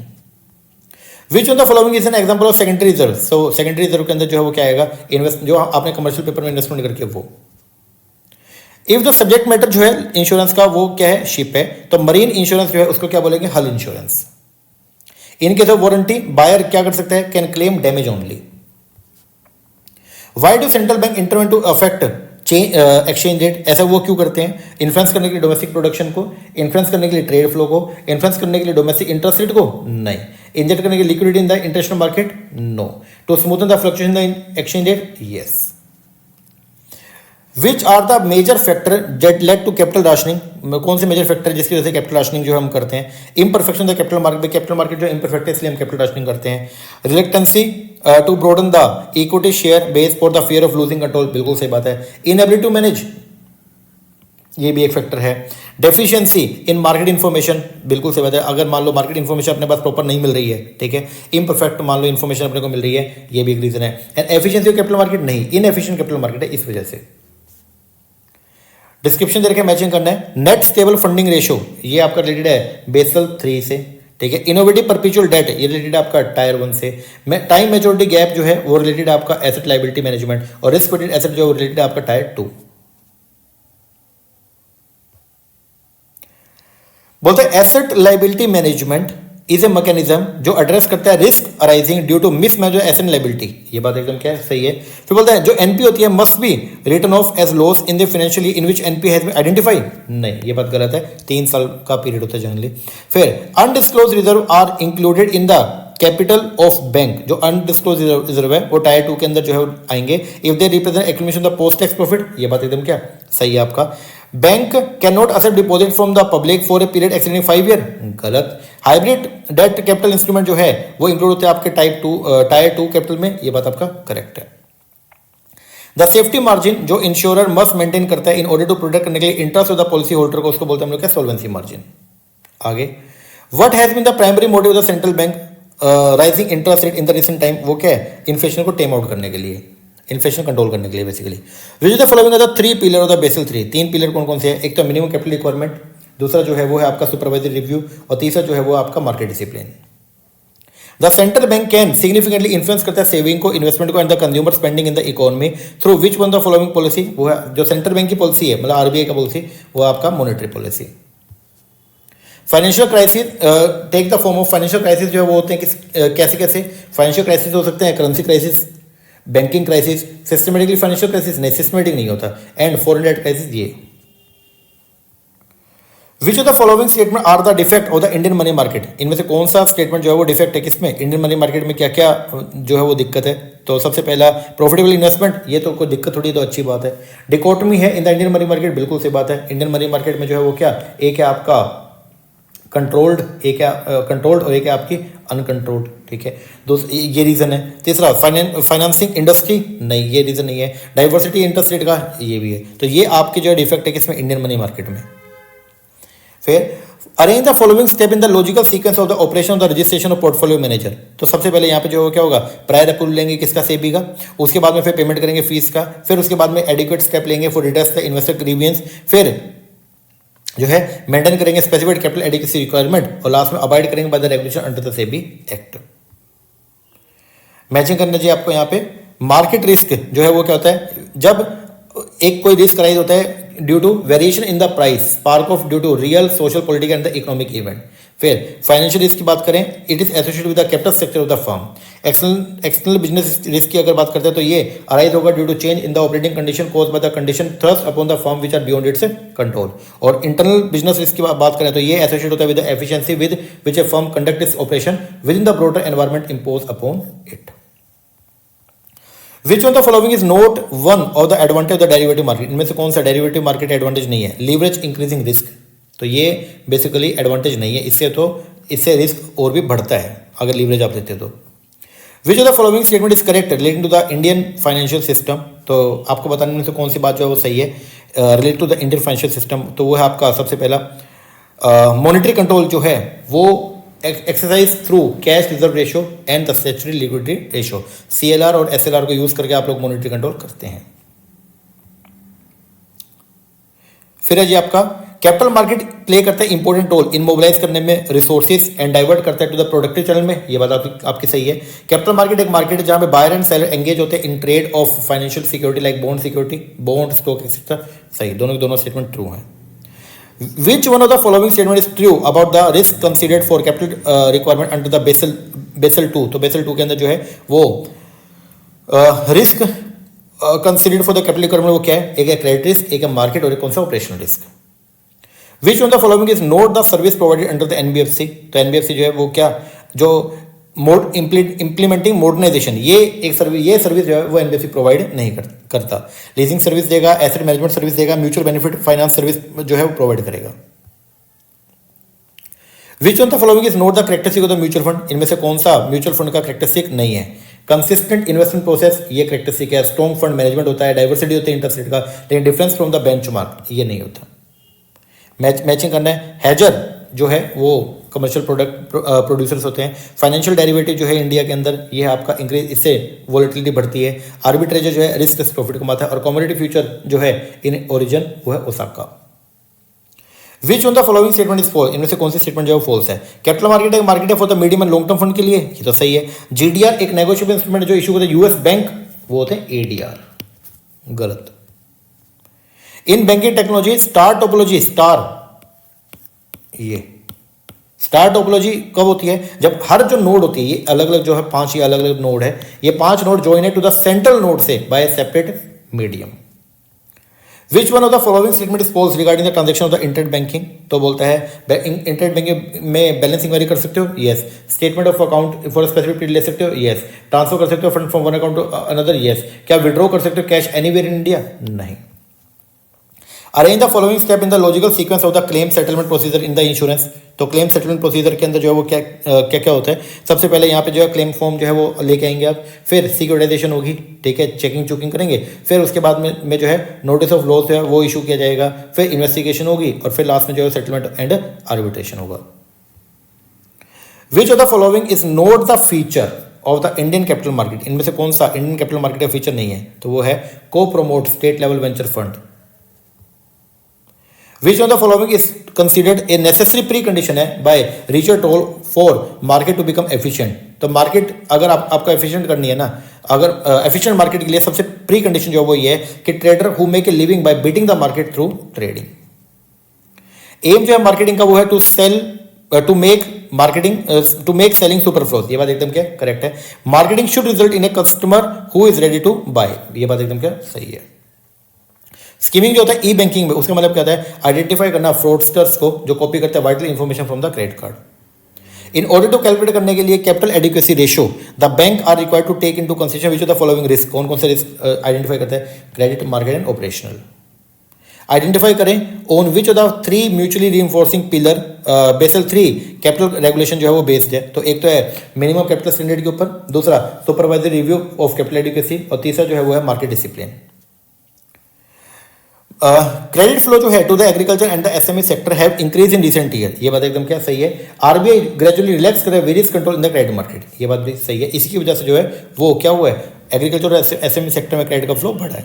दोनों की दोनों बातें सही और रीजनिंग करेक्टली एसेशन एक्सप्लेन भी कर रहा था। कॉस्ट कॉन्सेप्ट दे रखा है, डिस्क्रिप्शन है। सबसे पहले यहाँ पे बता रहे हैं रिलेशनशिप मार्केटिंग, ये क्या है? क्रिएट करना, मेंटेन करना, एनहांस करना strong relationship with the customer, ये रिलेशनशिप मार्केटिंग। मर्चेंट बैंकिंग की अगर बात करते हैं तो इसके अंदर basically engage in the business of capital issue management. Indigenous banking तो वही पुराने वाला ठीक है, dealing in hundi, acceptance of deposit. Development banking की बात करें, widening the entrepreneur base and assist in rapid rate of industrial growth. Mezzanine capital का मतलब जो है वो क्या होता है, इट रेफर टू, ये सबऑर्डिनेट डेट होता है और प्रेफर्ड इक्विटी जो अलाउ करता है एक फर्म को कि वो बोरो करे additional capital beyond the level are willing to finance through the bank loan. Private equity की अगर बात करते हैं तो ये it is speedy source of finance less regulated by the regulatory environment of the debt and capital market. Global GDR की अगर बात करें तो GDR basically it is an equity instrument issued overseas market में and is listed and traded on the बोर्सेज on the OTC basis. और जो venture capital it is a long term capital embrace by the high net worth and high risk appetite होता है यहाँ पे। Which among the following are the correct statement with regard to the NBFC in India. तो सबसे पहला ये है all NBFC should be registered with the RBI, ये बात एकदम क्या है, सही है। NBFC can not accept demand deposit, सही बात है। NBFC do not form part of the PSS का पार्ट नहीं बनेंगे, यस। जो डीआईसीजीसी की जो गारंटी स्कीम है वो एनबीएफसी के डिपॉजिटर के ऊपर एप्लीकेबल नहीं है, ये भी सही है। ऑब्जेक्टिव जो आईएमपीएस का जो इमीडिएट पेमेंट सिस्टम है उसके क्या ऑब्जेक्टिव है, सबसे पहला टू अनेबल बैंक कस्टमर की वो यूज करे मोबाइल इंस्ट्रूमेंट को as a channel for access their bank account and remit fund 24/7, ये सही है। Making payment simpler just with the mobile number of beneficiary, yes. To build the foundation of the large full range of the mobile based banking service, yes. To create competition with the NEFT and RTGS, नहीं, ये तो अलग है, competition नहीं बल्कि supplement करता है उसको। Monetary policy cause a deliberate change in the government revenue and expenditure with a view to influence the price level and the quantity of national output, नहीं, वो होती है fiscal policy. Fiscal policy regulate करती है money supply and cost of the availability of credit, गलत, ये होती है मॉनेटरी पॉलिसी, दोनों उल्टा लिखा हुआ है। रेपो रेट क्या होता है, ये एक रेट है जिसपे आरबीआई लैंड करता है बैंक को इनकेस ऑफ शॉर्ट मैच्योरिटी के लिए, इसका फुल फॉर्म है रीपर्चेज रेट। एनबीएफसी क्लासिफाई कर सकते हैं, एनबीएफसी जो कैसे कैसे हो सकते हैं, एसेट फाइनेंस कंपनी होती है, लोन इन्वेस्टमेंट कंपनी भी होती है, लोन कंपनी होती है, फॉरेन ट्रेड कंपनी नहीं। मैचिंग करना है। वाईवी रेड्डी कमेटी जो है ये रिलेटेड किससे, rationalisation of the interest rate on the small saving. Rashid Jilani committee revise method of the lending place of cash credit system.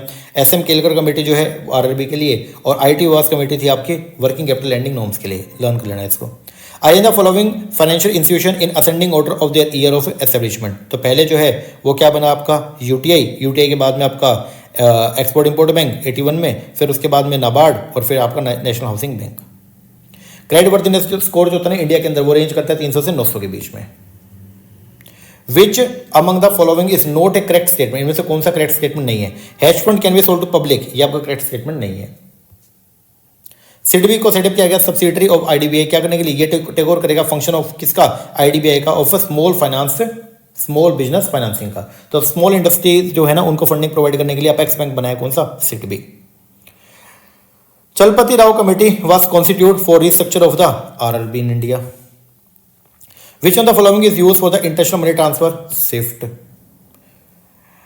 Which one is not true regarding the market stabilization scheme? इनमें से कौन सा market stabilisation scheme के regarding जो सही नहीं है। तो बोलते हैं एमएसएस जो स्कीम है ना, ये एमएसएस स्कीम में हम क्या करते हैं, एब्जॉर्ब करते हैं surplus liquidity of enduring nature arising out of the large capital flow. इसमें हम एब्जॉर्ब करते हैं सरप्लस लिक्विडिटी को through sale of the short dated government security and treasury bill, सही है। मोबिलाइज करते हैं surplus liquidity is held by the MSS account with the RBI, ये भी सही है। MSS account liquidity can be used for normal government expenditure for capital nature, नहीं, ये बात आपका गलत है। अब हम करेंगे कुछ क्वेश्चन लीगल एस्पेक्ट के। आओ, which of the following are true about the digital signature under the IT act, ठीक है। इनमें से डिजिटल सिग्नेचर के बारे में कौन सी बात सही है। सबसे पहले बोलता है डिजिटल सिग्नेचर एक इलेक्ट्रॉनिक सिग्नेचर होता है, yes. Digital signature are accepted globally, yes. Each vendor has to make its own standard to regulate digital signature, नहीं। द टर्म इलेक्ट्रॉनिक सिग्नेचर जो है वो ब्रॉडर है डिजिटल सिग्नेचर से, yes. Digital signature is less secure than the electronic, गलत।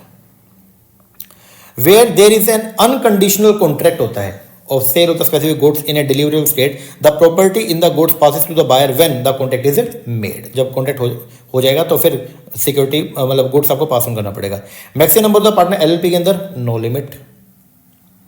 Arrange the following step for the incorporation of the new LLP. तो new LLP अगर हम बनाएंगे तो सबसे पहले हम क्या करेंगे, डिसाइड करेंगे पार्टनर एंड डेजिग्नेटेड पार्टनर, फिर उसके बाद में हम ऑब्टेन करेंगे डीपीआईएन को, फिर उसके बाद में हम लोग जो है चेक करेंगे अवेलेबिलिटी ऑफ द नेम, फिर उसके बाद में ड्राफ्ट करेंगे एलएलपी एग्रीमेंट को, और फिर हम लोग जो है क्या करेंगे, इलेक्ट्रॉनिक फाइलिंग करेंगे document with ROC and issue करेंगे certificate of incorporation by ROC. Which of the following item is included in the definition of the term goods as per the Sale of Goods Act? तो वो आएगा विच of the following item is include, purchase the lottery ticket,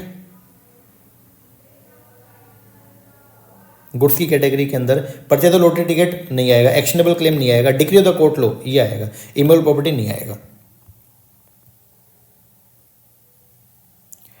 matching करना आपको। Specific goods जो है वो क्या, जो goods which are identified agree, जो कॉन्ट्रैक्ट ऑफ सेल के टाइम पे जो गुड्स को आइडेंटिफाई कर लिया गया उसको बोलते हैं स्पेसिफिक गुड्स। फिर एसर्टेनेबल गुड्स क्या होती है, the goods which are identified agreed upon subsequent to the formation of the contract of sale, वो है एसर्टेनेबल। अनएसर्टेन कौन सी होती है, the goods which are not identified agreed upon at the time of formation of contract of sale. और future goods क्या होती है, the goods which are to be manufactured और प्रोड्यूस और acquired by the seller after making the contract of sale, वो है future goods. In which of the following case undue influence is presumed, undue influence कहाँ पे होता है, parent और बच्चे के बीच में अनड्यू इन्फ्लुएंस आपको देखने को मिलेगा। नेगोशिएबल इंस्ट्रूमेंट है, आपको एक्सप्लेन करना है। इनकोएटे जो इंस्ट्रूमेंट होता है वो क्या होता है, एक इनकम्प्लीट इंस्ट्रूमेंट है in some respect, where a person sign and deliver कर देगा अनदर पर्सन को एक ब्लैंक या कंप्लीट इनकम्प्लीट पेपर, उसको बोलते हैं इनकोएटे। एम्बिगस क्या होता है, जो अनक्लियर है, when the instrument owing to its faulty drafting may be interpreted इधर, वो प्रोमिस नोट भी लग रहा है और बिल ऑफ एक्सचेंज भी लग रहा है, वो है आपका एम्बिगस। एस्क्रो क्या होता है basically, when negotiable instrument is deliver conditionally और फॉर ए स्पेसिफिक पर्पस के लिए एज ए कोलेटरल सिक्योरिटी और फॉर सेफ कस्टडी। और जो फिक्टिशियस है क्या होता है, जब नेम ऑफ द ड्रॉयर और द पेई और बोथ जो है वो क्या फेक होता है, उसको बोलते हैं fictitious. Which of the following is invalid for the relationship among the agent सब एजेंट इन द प्रिंसिपल, तो वो क्या इनवैलिड है, सब एजेंट जो है वो काम करता है under the control and the direction of the agent, ये सही है। Sub agent is responsible to the agent only, ये भी सही है। प्रिविटी जो होती है, privity of the contract exist करता है between the principal and the sub agent, नहीं, ये गलत है आपका। Which one of the following is an exception to the doctrine of constructive notice? Exception क्या है, Perkins rule. In case of anti-competitive activity by a firm, the Competition Commission of India impose कर सकता है penalty which shall not be more than, जो कितने 10% of the average turnover income of the से जो है वो ज़्यादा नहीं होने चाहिए। Which of the following can become the member of the LLP? कौन कौन मेंबर बन सकता है, रेजिडेंट इंडियंस मेंबर बन सकता है, LLP खुद मेंबर नहीं, कॉर्पोरेशन LLP खुद भी मेंबर बन सकती है, कॉर्पोरेशन सोल नहीं, कोऑपरेटिव सोसाइटी नहीं हो सकता, कंपनी हो सकती है। Arrange the step in the book building process, जो बुक बिल्डिंग प्रोसेस होता है जब पब्लिक इशू निकालते हैं तो फिर क्या करते हैं, सबसे पहले नंबर पे हम लोग जो अपॉइंट करेंगे मर्चेंट बैंकर को एंड सिंडिकेट मेंबर को एज ए अंडरराइटर, फिर प्रिपेयर किया जाएगा एंड फाइल किया जाएगा रेड हेरिंग प्रोस्पेक्टस, फिर उसके बाद में book runner and syndicate member generate करेंगे, अवेयरनेस क्रिएट करेंगे, डिमांड, फिर उसके बाद में क्या होगा, डिटरमाइन करेंगे इशू प्राइस को, और लास्ट में जो है वो क्या होगा, allotment and listing of the shares on stock exchange. Feature बता रखे हैं यहाँ पे, और आपको यहाँ पे रेमेडी बता रखा है for breach of contract matching करना है। सबसे पहले breach of promise to marry, ये है आपका विंडिक्टिव डैमेज। फिर पार्ट परफॉर्मेंस जो है ये है आपका सूफ ऑफ क्वांटम मेरिट कर सकते हो, जितना आपने पार्ट परफॉर्म किया उसके लिए आप केस कर सकते हो। एब्सोल्यूशन ट्रैम ऑल ऑब्लिगेशन, ये है आपका रिसाइन करना कॉन्ट्रैक्ट को, and mode of securing the specific performance of the negative terms, ये आपका sue for injunction. The trademark can be broadly classified into which of the following category? तो trademark कैसे कैसे हो सकता है, डिस्क्रिप्टिव हो सकता है, नॉर्मेटिव नहीं, जेनेरिक हो सकता है, यस, एक्सप्लेनेटरी नहीं, इन्वेंटेड हो सकता है। The doctrine of caveat emptor apply होता है on which of the following situation, caveat emptor ये बताया when the buyer does not intimate the purpose of the seller and depend upon his skill, खुद की skill पे अगर वो depend करता है तो वहां पे कैविट एम्प्टर का रूल जो है वो अप्लाई हो जाएगा, ठीक है ना। जब goods description, the doctrine of caveat emptor जो है अप्लाई होगा in which of the following situation, when goods are sold by description तो कैविट एम्प्टर नहीं लगेगा, when goods are sold by sample नहीं लगेगा, when goods are sold implied condition warranty नहीं, लेकिन जब बायर बताता ही नहीं है, सेलर को ना बताए गुड्स भाई मैं किस पर्पस के लिए गुड्स ले, तो वहां पे कैविट एम्प्टर का रूल एप्लीकेबल हो जाएगा। अब अगर गुड्स खराब निकला तो फिर वो बायर की रिस्पॉन्सिबिलिटी है, आप सेलर को रिस्पॉन्सिबल नहीं ठहरा सकते। Arrange the following step in the logical sequence in course recourse to dishonour a negotiable instrument, तो सबसे पहले यहाँ पे हम क्या होगा, नोटिस ऑफ डिसऑनर देंगे, फिर उसके बाद में नोटिंग चार्जेस नोटिंग होगा, फिर उसके बाद में प्रोटेस्ट किया जाएगा, फिर उसके बाद में कंपनसेशन, और लास्ट में क्या, penalty. A letter of acceptance जो सफिशिएंटली, एक मिनट रुकिएगा, ए लेटर ऑफ एक्सेप्टेंस जो सफिशिएंटली स्टैम्प्ड है एंड ड्यूली एड्रेस है is put into course of transmission, there is a, इसको बोलते हैं हम लोग valid contract. An agent is personally liable to third party in which of the following situation, तो अगर agent act in the undisclose principal तो agent personal liable हो जाएगा। Trade usage and custom make agent personal liable तो भी agent personal liable होगा। If an agent sign a contract in the principal name, नहीं। If an agent act in the name principal, नहीं। If an agent work for a foreign principal तो भी agent जो है personal liable होगा।